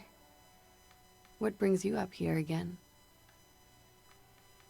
Titus Hardy gave us a recording where the deceased states his intention to commit rape. She puts her coffee cup down. This does not surprise her. Did he? I never said he was a good man, or that he had good intentions. Only that he was never bad to me. She doesn't care. If anything, she sounds amused. On this tape, it specifically identifies you as the target. Where did they get this recording exactly? It's intercepted radio chatter of the deceased, recorded via a de-encryption station. It's authentic enough. Does he say he's gonna do it Soldier of the Apocalypse style? Those are the exact words he used. Yeah. That was practically his pickup line. She picks the cup back up. A memory surfaces in her tired neocortex. It's not entirely unpleasant. Did he say whores a lot? Was he pretty much on the verge of doing it Kohoi style? Yes, the word whore was used. He liked the way it sounded when he said it. As to Kohoi, The young woman lights a new cigarette with the butt of her old one. he wasn't actually there. He didn't do a tour, or at least didn't tell me he did. Would have been overkill anyway. He lived his own little Kohoi. It wasn't his everything. Why say things like that? Machismo. Yes, was he bragging? Oh no, I'm pretty sure he did all those things. Then integrated them into his idea of normalcy. To keep on living. Until they just sort of turn into his, what's the word I'm looking for? Running joke. I was gonna say running joke. And it sounds like you didn't even get the good bits. Lely's punchlines got way, way funkier than that. He was like the Seminoles conflict, the Kohoi massacre, and the 36 famine in Yezut all rolled into one person, then cast in Norani ceramic armor, which he wore in bed and in the shower. Aren't you afraid? Afraid of what? That tape the Hardy Boys recorded? Your mother probably never told you this, but girls are evil. Had I the physical robustness and social support, I'd be in Kohoi. I would be tearing it up Soldier of the Apocalypse style. She wouldn't. She doesn't have the full Hoy in her. Did he tell you he had actually done any of those things? He and Martinez, I mean? No. We were too busy laying waste to our own nervous systems to direct any of the fury outward. He seemed happy, I guess. At ease. As much as a man like him could be. There is a small measure of pride in her that she could quell the rage in such a being. What kind of man was he? Before you go, ask for details. She seems okay to talk about it. Thank you for clearing that up, miss. Whenever you're ready. I'm interested to hear what Titus Hardy has to say. She takes a very small sip of her coffee and smiles. Now that you've had some time, can you tell us more about the victim? Like, for example, his name? Actually, officer, I didn't know his name. I just called him Lely. A nickname? I guess. He came from Lelystad. It's short for that. And it was his army name, apparently. He said his real name wasn't his. I tried to pry it out of him, but it was no use. Lelystad. That's a good start. The lieutenant writes it down in his note. We have a few questions you can help us with. A few things a field autopsy alone can't answer. The young woman cranes her neck, trying to catch a glimpse of the page the lieutenant passed to you. On it is a list of autopsy observations, recorded neatly in blue ink. The last missing pieces of a puzzle of flesh. Where is Lelystad, the place? In Oranje, officer. It's, I think municipality is the term. A nowhere town there. The Lelystad municipality has few boroughs and even fewer cities. It's made of agricultural plots near the border of Gottwald. Executive summary: cows, silos, and wheat. You were almost right, officer. That means his race was occidental, not mondial. I'll update the form. Lucas Glacier, you were both from Orange. Yes. We were compatriots. Did that bring you together? No. He was too old for that. And from another part of Oranien Rek. I didn't even understand his accent. What brought us together wasn't Oranje. It was bad habits. Sex, alcohol, no love for Mother Aranye. But wasn't he a soldier? This could be worth pursuing. A military man, but not the Patriot? No. He left the National Service after they taught him to do what he did on Seminine. He wasn't the flag-waving kind. He was the making money, killing people kind. He was by no means a stupid man. A people person. A small platoon leader. Certainly not a patriot. You don't seem like much of a patriot yourself. Mm-hmm. There is nothing on Muindi. The old world is dead, and we both knew it. Maybe Oranje did bring us together. In loathing. I love Revachol, though. I hope she loves me, too. How old was he, miss? He was 42. 42? Are you sure? I would have had him above 50. He had many scars that made him appear older. But no. The memory makes us smart. We even celebrated his birthday, like, some weeks ago. It was a funny 2 days. He had little reason to lie to me.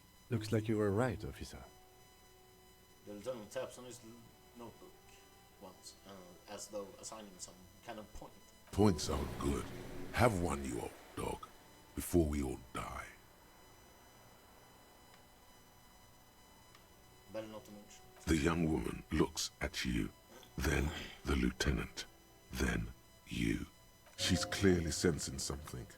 A spike in testosterone levels, perhaps. His eye color. Blue. Light blue. They were like little blue galaxies, you know? It was strange, seeing those eyes in his fucked up face. Pardon the swearing. I do him an injustice. He wasn't ugly. And he had a beautiful, soft voice.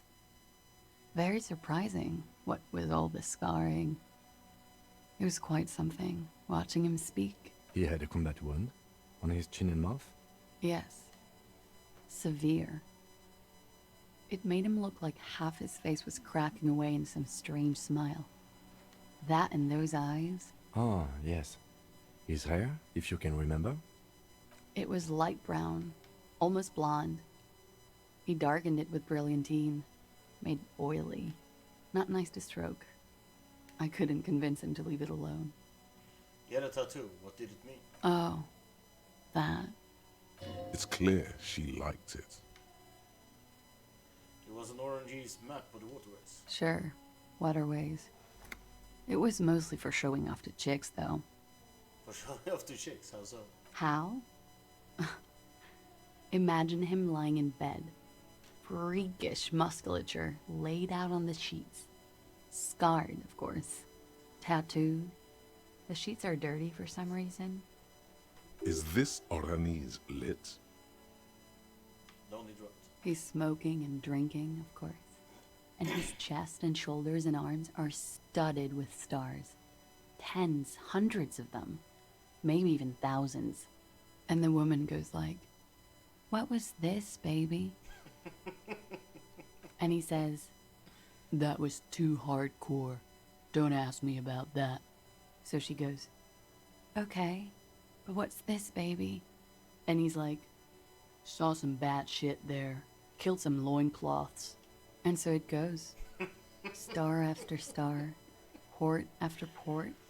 Third world country after third world country. And he's done horrible things in every single one of them. You were the woman in this? Oh yeah. Can you tell us precisely what this mean? Hand her the photo. No thank you. I've seen enough of him dead. I can tell you what they meant without looking at them. She pours herself some more coffee. Go on. He was a blue-eyed boy with thick arms, from a small town. He was also poor, and the government of Oranje needed some people killed, so they turned him into a grotesque killer. For money. He went to Killer Academy in Vredefort. Then he killed some people on the Seminine Islands. And on other islands, too. All of the islands. After this, he came to Revachol and got killed himself. Thank you for clearing that up. Change of topic, perhaps? I think we're finished with this line of questioning. Hand the lieutenant back his notes. All right. The lieutenant puts the slip back in his notes and observes the young woman for a moment. Coolly, gracefully, she pours herself more coffee. Yeah? A door there points to it. Did you know it leads to a downstairs elevator? I did not. Mystery solved then. I kept wondering where it led. There may be more to this mystery at some later time. She's holding back. Let's make a mental note for now. Huh. This isn't good. She feels like quarry, encircled. Her eyes dart to the door. It's an old pinball workshop. The room back there. This place used to be a pinball arcade. Okay. I'm glad someone's had fun. That's all for now. Mm-hmm. She flicks the ash from her cigarette absent-mindedly. She's lost in thought, eyes narrowed. I have other questions for you. All right. Let's talk about this so-called assault. Not my favorite topic. Are you sure you But weren't right? I'm 89% sure. Does that mean you're 11% not sure? You know how it is. Do you? How is it? Maybe you don't know. The ash lands on her jumpsuit. She brushes it off. In conclusion, officer, I'm gonna go with a mild to medium not raped here. Okay then. She takes a long, hard drag of her cigarette, then stretches. How about we, change the subject to something more lighthearted now? Let's return to this later, miss. Wait, stop. That man, bloated beyond all recognition, was 42? That's what she said, yes? Below the damage, the weeks of decomposition, all the swollen indignity of mortality. He was 42 years old. Where's this going? How old are you? That's where this is going. 45,000 liters of raw alcohol has left its disfigurements. What lies beneath, you wonder? You could ask either one of them. Kim, how old do you think I am? Huh? How old do I look? How old? 58. Oh my god, that's really old, really? You asked. You're probably right, that's about what I look. Actually, make that 54. Alcoholism has severely impacted your appearance, and I was wrong about the age of the deceased. Wait. This requires scientific measurements. Bring it on, I'm not afraid of the truth. To the laboratorium.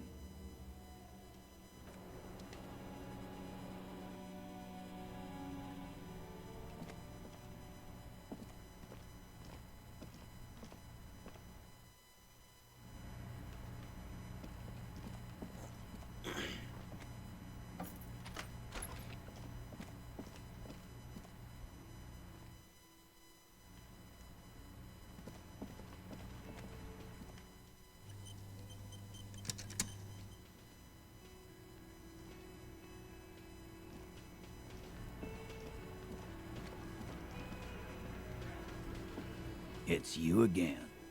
What is it?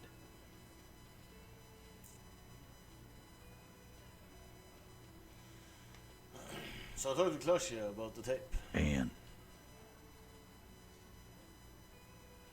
And nothing, she stands by what she said. That fucking fucker. You're the worst cops in Revachol. I gave you gold on that tape. That fucker wasn't aimed at you. It was at her.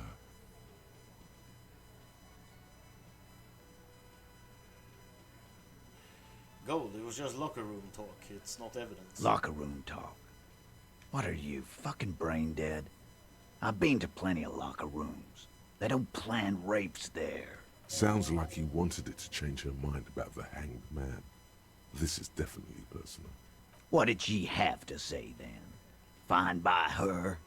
This is what people are supposed to be like? Fucking whoop-de-doo. It did not come as a surprise to her. She definitely wasn't scared. Yes. In fact, I think she thought it was a little funny. Funny? No good. Goddamn psycho whore. Seems like they wanted to give Claudia a second chance to play along. She still didn't. Alright. All fucking righty then. I guess it's good then. That fucking... Please try to control yourself in the presence of visitors, Titus. Her voice is a bit softer than earlier. This is just perfect. Just fucking perfect. Any thoughts on this, lawman? Titus rubs his chin with his palm, as if trying to grind it smooth. Women are crazy. Irrational. That's what you're thinking, right? Also, your fists are itching for a bump.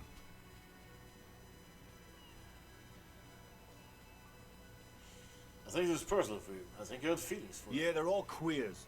Can't bump, hard fist, or anything.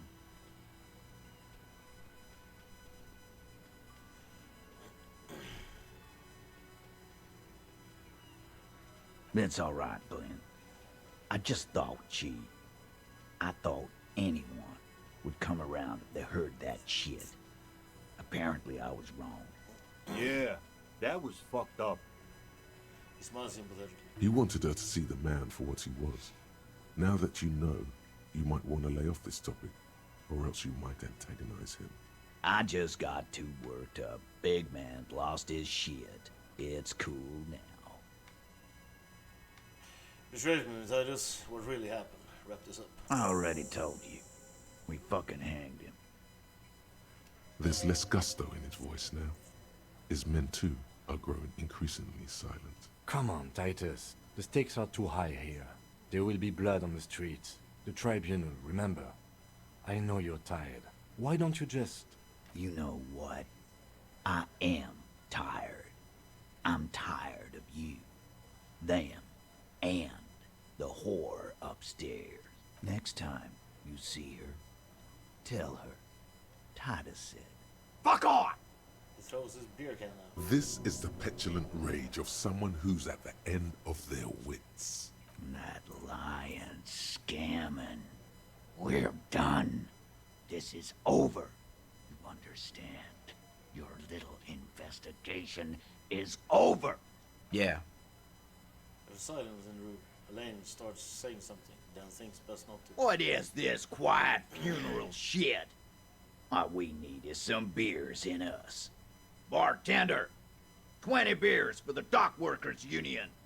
Why do we make it 40, huh? Why do we make it 100 beers? You're not loud enough. 100 beers? Now we're talking. Hoppity hop over here, cafeteria manager. The window might be closing. The more beers they get in them, the less cooperative they will be. Convince Titus is being manipulated. Convince Titus he's being manipulated. You should know by now. Titus Hardy will never falter. One of his boys will. Just remember, it's about more than Glasia. It's about these men and Martinez. Their district. Their responsibility. That's it then. Case closed. Look around. We're going home, Kim. Huh? The lieutenant raises his brow. He'll get it. Go on. Write it down, Kim. In Martinez, they just kill you because they don't like you. Got it. Kill you because they don't like you. All because...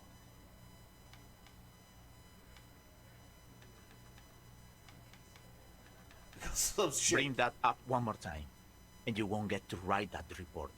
The man's fists under the table are balled. You can tell from his neck and shoulders. He means it. Yes, I understand, Alain. That's your name, right, Alain? You'll kill us. That's what they do in the Wild North.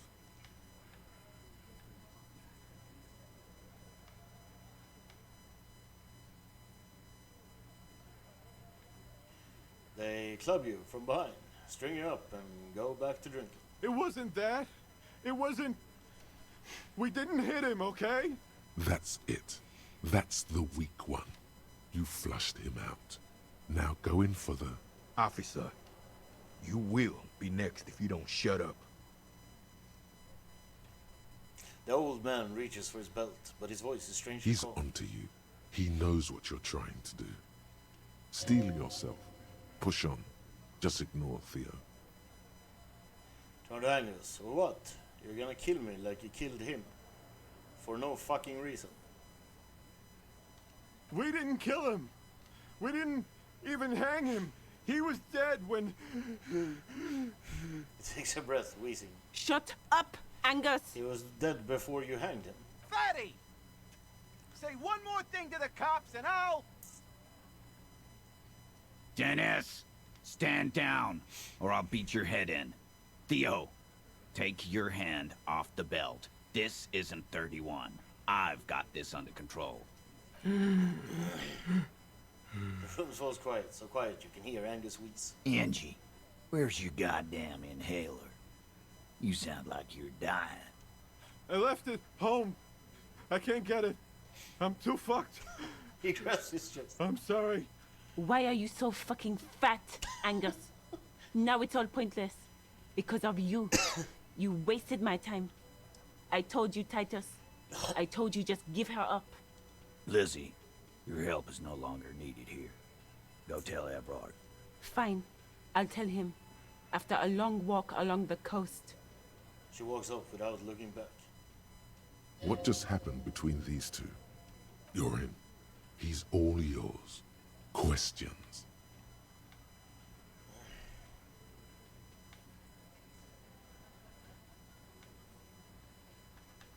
So you didn't kill him. He was already dead. He nods.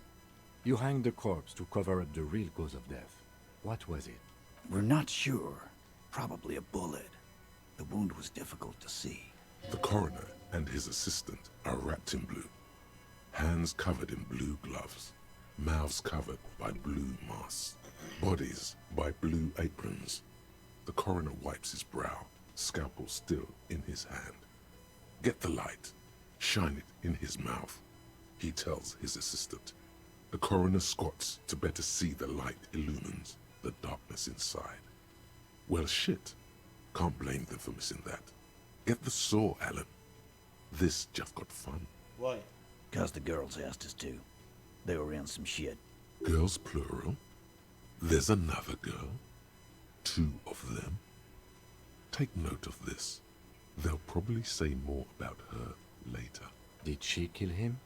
Cop, I have no idea. The girl says she didn't. He doesn't think she did. Or at least he hopes she didn't. What happens on the night? Classier came down. She seemed really out of it. Drugged up, even more than usual. Bug-eyed and gurning, you know? Not in a fun way. It looked like she'd redosed after something went down. I've seen that look before. She was scared. I knew someone had died. How did you know? I've done this job for 10 years. I've seen it before. It's the politician in the motel room with the dead hooker scenario. Only in reverse. Good analogy, boss. The rat-faced man snickers. You don't get to talk yet, Shanky. You're still on the bench. And you keep taking it easy too, Angus. He turns back to you. That's okay with the fat man. Still wheezing there. He couldn't speak if he wanted to. What happened then? We went upstairs. Sure as day the Merc was dead. There was a bullet hole through the window. Fucking dirty sheets and bottles everywhere. He means they'd been fucking? Tibbs patched the window. And the corpse. We hanged. Who's Tibbs? The H-Hardy? Nah, he's my brother. He's in the window replacement business. Tibbs. That's short for... Short for Tiberius. Yeah. Good man. Bet their father's name, Atticus Hardy. Lucretia Hardy would be their sister. Anyway. If Clash didn't kill him, why the cover? You may have noticed our girl's in some shit of her own. I didn't notice anything. What kind of shit are we talking about? That can't show up on police radar kind. There are people after her. From the old world. Where she came from. These people, who are they? They're powerful. Connected to the moral intern. She's clearly afraid for her life. Says if she showed up in your systems, she'd be ghosted away. That's all he knows. That's all she's told him. And why would you help someone like that? By taking on a murder? Why would I? I guess we abide all sorts of runaways and losers here. It's a Martinez thing. So who killed the Merc then? Any leads? Not yet. Just some ideas. She says the shot came from outside, behind the window somewhere. So that's a clue. What are you thinking? I'm thinking someone's past caught up with them.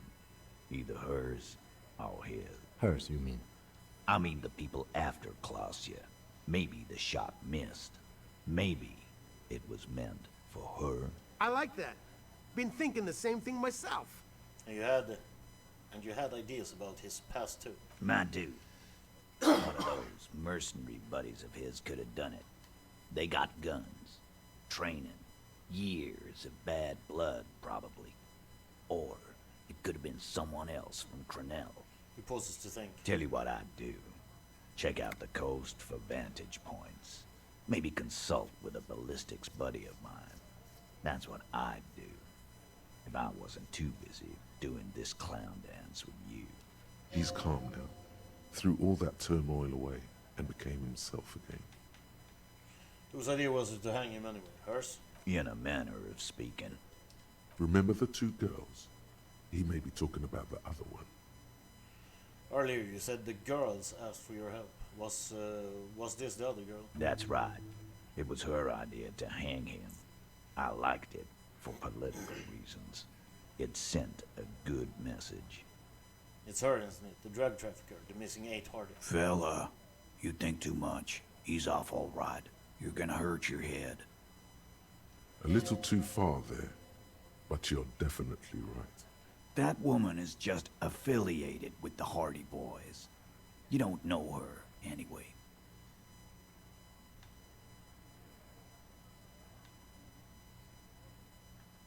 Understood. Can you tell me anything about her? Name, current location? Nope. You're not getting to her. It's Klausya you want to talk to. So if it is title, I will go talk to her for the last time. You do that. Hey, cop. Before you go, Klausya, came to Martinez to hide. Many of us did. This is where you wash up when there's nowhere left to go. The Union takes you in. Now, she refused that protection. But still, after all this headache. But you would still prefer if we didn't take her away. That's right. If we didn't take care of the people who end up here, this place would just be a couple of ruins and some cargo containers. We'll take that into account. The lieutenant slides his notebook into his coat pocket. He turns to leave.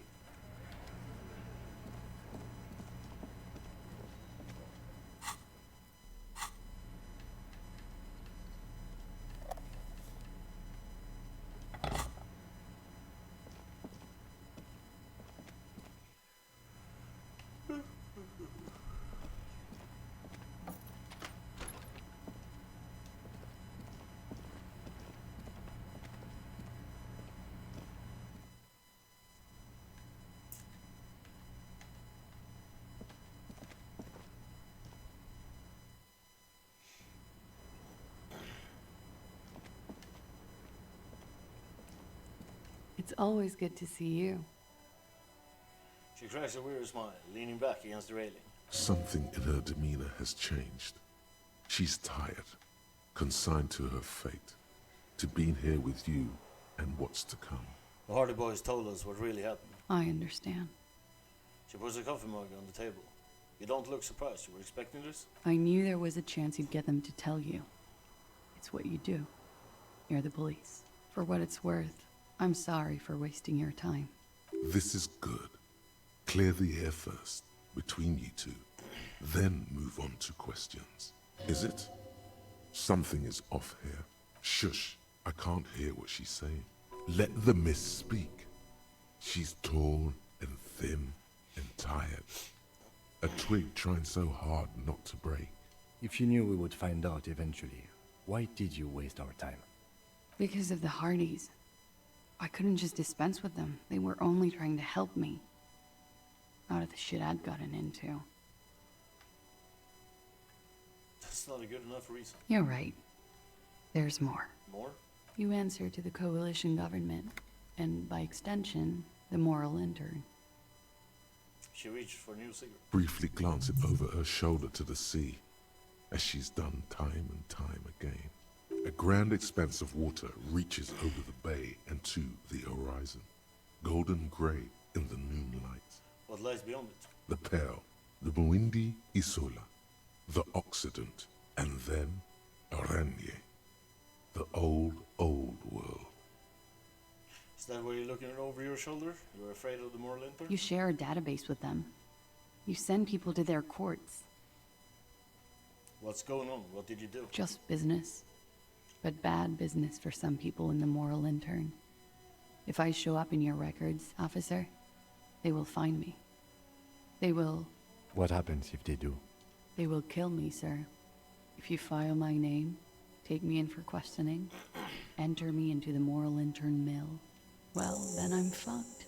For nothing. This murder didn't have anything to do with me.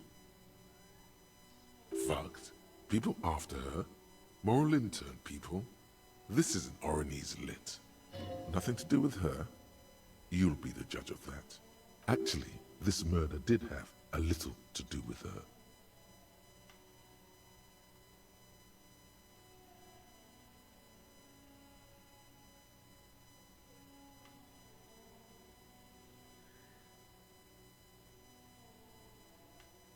What happened here the night he died?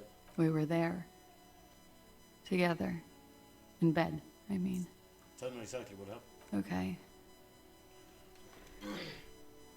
He was in a kneeling position. He had just entered me. I was on my back, looking at him. I heard the window behind me shatter, and I turned to look. There was a hole in the glass. I turned back to him. His eyes were looking through me, and his mouth was open, dumb. I could see. I could... A great pain moves through her, a dark and indefinite wave. She continues in spite of it. I knew he was dead, before he fell down on top of me. Then what happened? He was heavy. I pushed him off and he fell to the floor. There. He only had his boots on. I bit the pillow, not to scream, then ran downstairs. There's a long pause. She just stands there, her arms at the I side. waited for the second shot to come. For me. I thought there would be one. It never came. I'm sorry this happened to you. So am I. She looks down. Her cigarette has singed her fingers. She throws it away and immediately proceeds to light another one. What time was this? When did it happen? It would help us if you could be as precise as possible. 11:30 to 12:15. I don't know the exact time. Around midnight. It's okay. Were you inebriated? Not as much as usual. He'd done a line, plus other things. I was drinking. Wait. Titus said she was gurning her jaw off, much more than usual. Titus said you looked pretty high. Oh, yeah. I did one of his lines, just to clear my head. Good thinking. Clear your head. You should clear your head. Get into his mindset. Did you hear or see the shooter in the course of this? No, What did you do then? nothing. I was trapped. I was stuck in my room downstairs. I got some clothes on and crawled back up, drew the blinds. Blood was coming from his mouth. Not a lot, just a little. He was still on the floor, slouched. I couldn't be there with him anymore, so I ran down and out of my room, into the hallway, down the stairs. I knew there would be people there. Run, woman. Run past them and out into the streets where it's dark and people move. To the lorries at the intersection, as far as you can. Why didn't you run away from here? As a matter of fact, why are you here now? I already ran. I ran from an entire Isola. I can't run any further. Not with these people. This is as far as it gets. What happened after you ran downstairs? Sylvie was tending the bar. A lot of people were there. The Hardys were at the table in front of the stage. I think the Union box was full. Ruby was there too. They were having such a good time. I sat down and they all welcomed me. I didn't even have to say anything. Ruby knew something was wrong. Ruby? Before we continue, who is Ruby? Ruby. You know, the leader. The leader? Of what? The Hardy Boys. She says as if it's self-evident. I thought Hardy was the leader of the Hardy Boys. Well, nominally, yes. Ruby's the one they go to when things happen, like things they need taken care of. She's the organizer. Would you say she is the 8th Hardy Boy? Why not? Okay, let's go on. What then? Well, Ruby said let's talk upstairs. I showed her the room. I've known these people since December. They know my situation, but I can't leave a paper trail. Ruby was the first one I told. She said she'd take care of this. It's what she does, you know, take care of things. I helped her get the body to the bathroom. We used a belt to pull him up under the shower, to keep him upright. To produce lividity, matching a hanging? Yes. We completely missed the tampering. Looks like you got there in time. What was this, 20 minutes after death? Oops. About 20, yes. Ruby explained it would make the blood... You know what he does. She looks at the ground, then raises her light brown eyes to meet yours. Then what did you do? Ruby went outside to talk to Titus and the boys. I was just looking at Lely in the bathroom. I had to put his clothes back on. His armor, too. It was tough, but I've seen him take it off and put it on many times.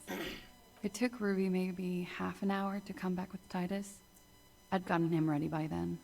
They carried him out. I knew what they were going to do. Make it look like a hanging. Ruby said they would. What did you do while they were hanging? Ruby said to wait here. She also said I wouldn't see her for a while. That we should lay low or something. So I did. Is Ruby? Where is this Ruby now? I don't know. I haven't seen her since. We will need to take this question to the Hardy Boys. Interesting. Why did this Ruby go through so much trouble to hide something someone else did? Look into this later. There is something suspicious about that theory, but you can't put your finger on it. When it happened, did you hear a gunshot? When he was shot? I may have. I don't know. I couldn't hear anything over the glass exploding. Why did you call the cops if you were hiding? Because I'm an idiot. The answer comes fast. Which is an indicator of truth, idiot. She's nothing of the sort. So you would have us believe, but you're not. You have to understand, the people around here, no one was making the call, and he kept rotting. And then they picked his clothes off, and that little fucker threw stones at him. He kept throwing stones at him for 3 days. I could hear the thud. Thud. So I called you. I hope with all my heart it's not the last thing I do in Ravishol. She definitely called the cops. That was task complete. It could not have been a lie. That is impossible. When was window change? Point to it. Last week. Angus and Titus's brother, I think he's called Tibbs, took care of it. She takes a drag. You should have a look at that window. Reconstruct the scene. It's right here. So near. In her bedroom inside. Yes, you see the glass sparkling out of the corner of your eye. What did you do to have these people after you? It's not nice, but it's not illegal. Not here in Ravishol, or even in Orania. What exactly did you do? Industrial espionage. I joined a business collective with the intention of betraying them. I did my job well enough to be asked to do it again. With a bigger company. The kind you really, really don't fuck with. I took their ledgers, 2 decades worth of accounting. I need the names of the companies involved and who hired you.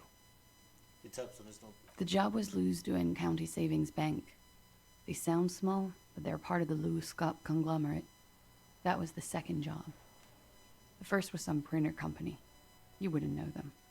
But she really destroyed them. She still feels it.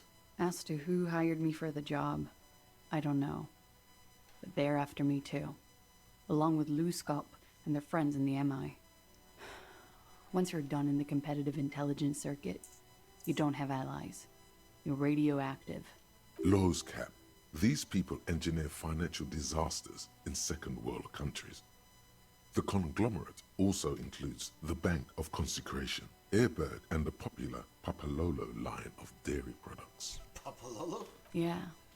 Papa fucking Lolo wants to kill me.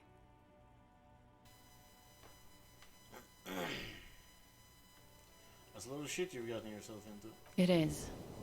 Many people lost their jobs. Not just C-suite. Ordinary people. What I did to get to accounting... She shakes her head at the thought. A lot of people got hurt. But that's just more of my shit you shouldn't have to deal with. You're solving a murder.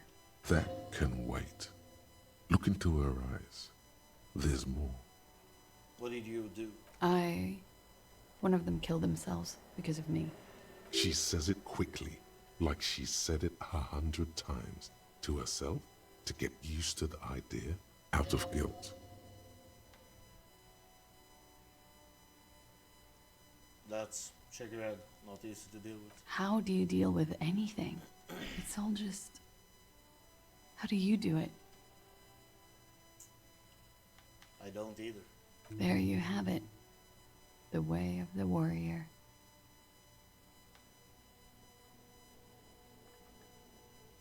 Could the people after you have killed them? That's the first thing that went through my head when I heard the glass break. And? I thought they'd found me. They've killed him to punish me. All last week, I've tried not to talk to anyone or be seen with anyone. She looks at the cigarettes. So they wouldn't be hurt. I've come to understand, however, this is paranoia. What happened didn't have anything to do with me. It probably didn't. Or I don't know anything anymore. All I do is wait here. She looks at the table. We can't go after Loose Cap. Not yet. There are other, saner leads.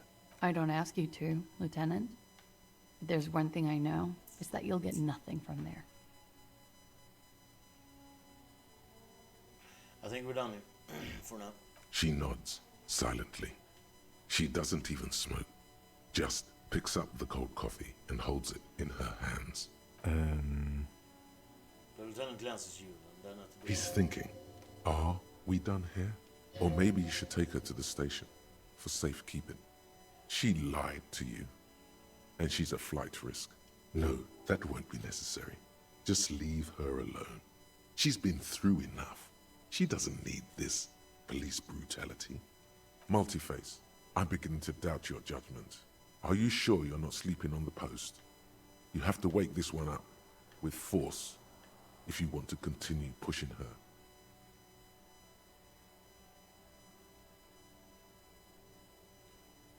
What? So wait, this one up force if you want to continue pushing her. I'm not gonna push her. Let's return to his leg. She's leaving the fuck alone.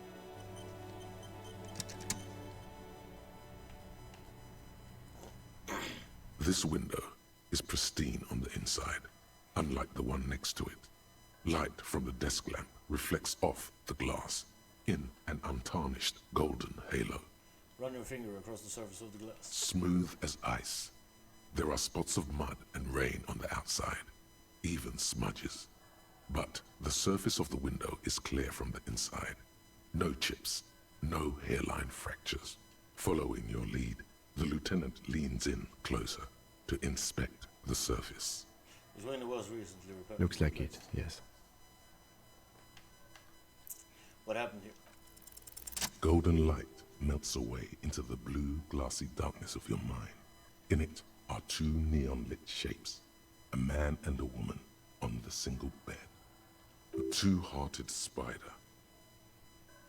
What position are they in? Like the witness said, the man is kneeling.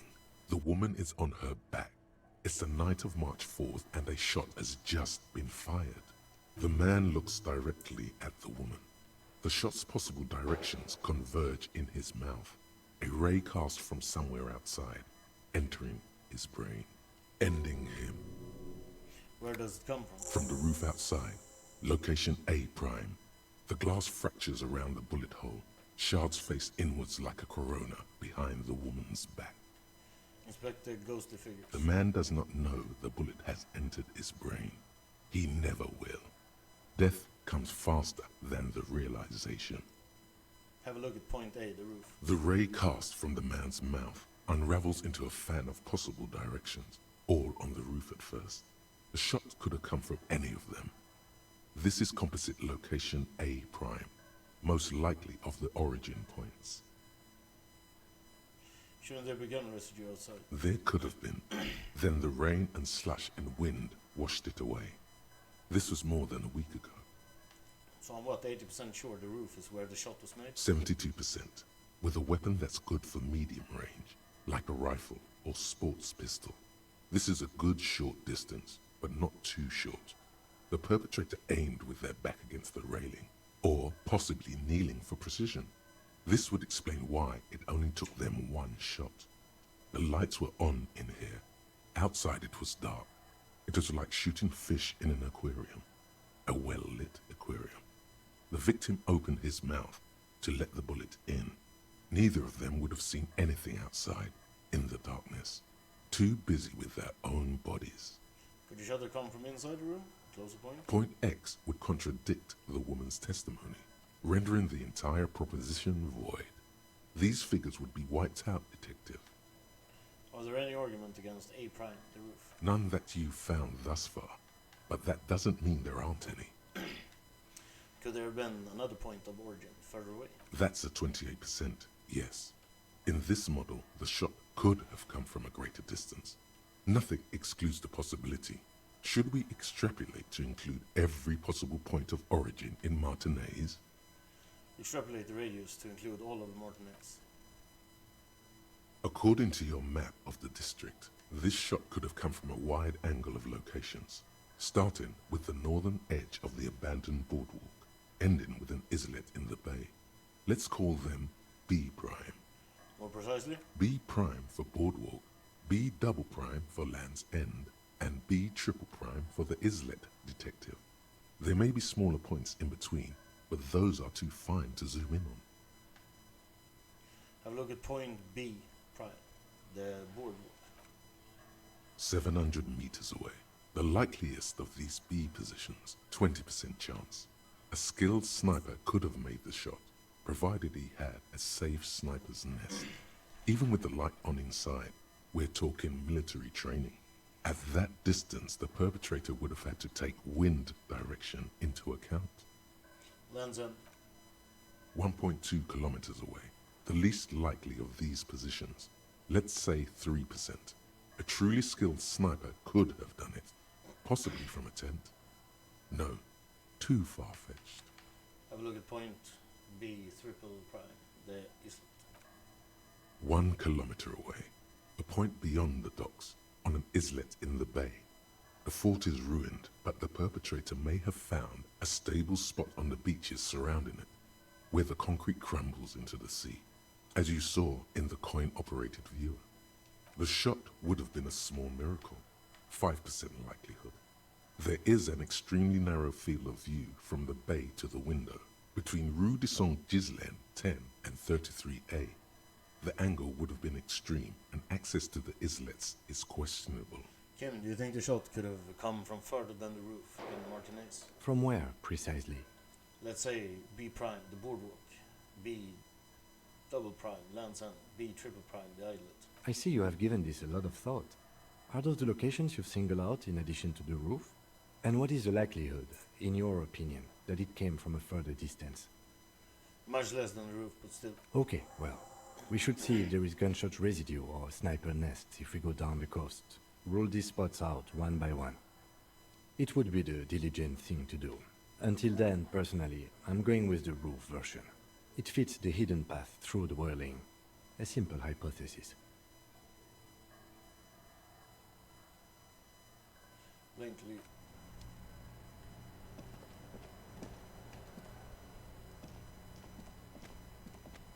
Two neon-lit shapes, a man and a woman having sex.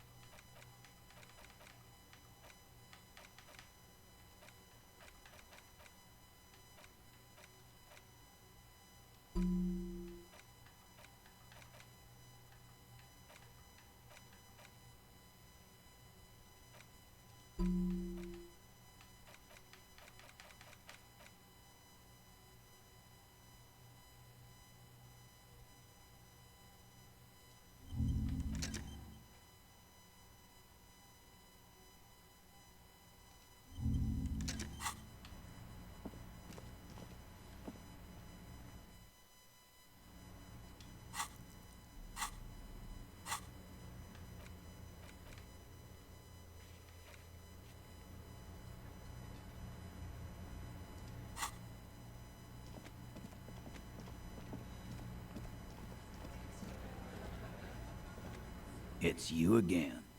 What is it?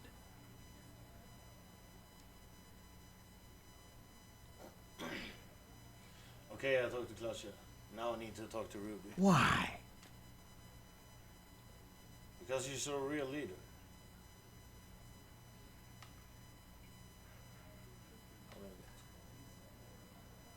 I'm on the level with you. She's the next link in the chain that leads me to Lily's killer. Sounds like you're making her a suspect in this. Not on my watch, you're not. Ruby's one of us. We're not gonna throw her under your moral intern steamroller. Fuck that shit. And fuck you too, moral He throws a glance at titles as the last syllable leaves his lips. The big guy is sighs. Ruby is missing. If you hide from the police in a murder investigation, you become a suspect. You know how it works, guys. That's nothing. That's just legalese. You don't even have a sound theory. I don't want to be rude, but we're trying to get some R&R here. Think you could fuck off now? I think we'll keep sticking around, Titus. You'll be surprised at how quickly a theory presents itself if you keep looking. Present us all the theory about why Ruby could have done it. Nothing is happening. The pieces are there, but they remain unconnected. Oh, we can do it. Squint aside. Sorry, you're not coming up with anything. Again, the piece... There we go. Your mind is a relaxed muscle. It's so nice and easy to give up, isn't it? On the downside, you have no idea what you were supposed to... Blissful idiot. Say something.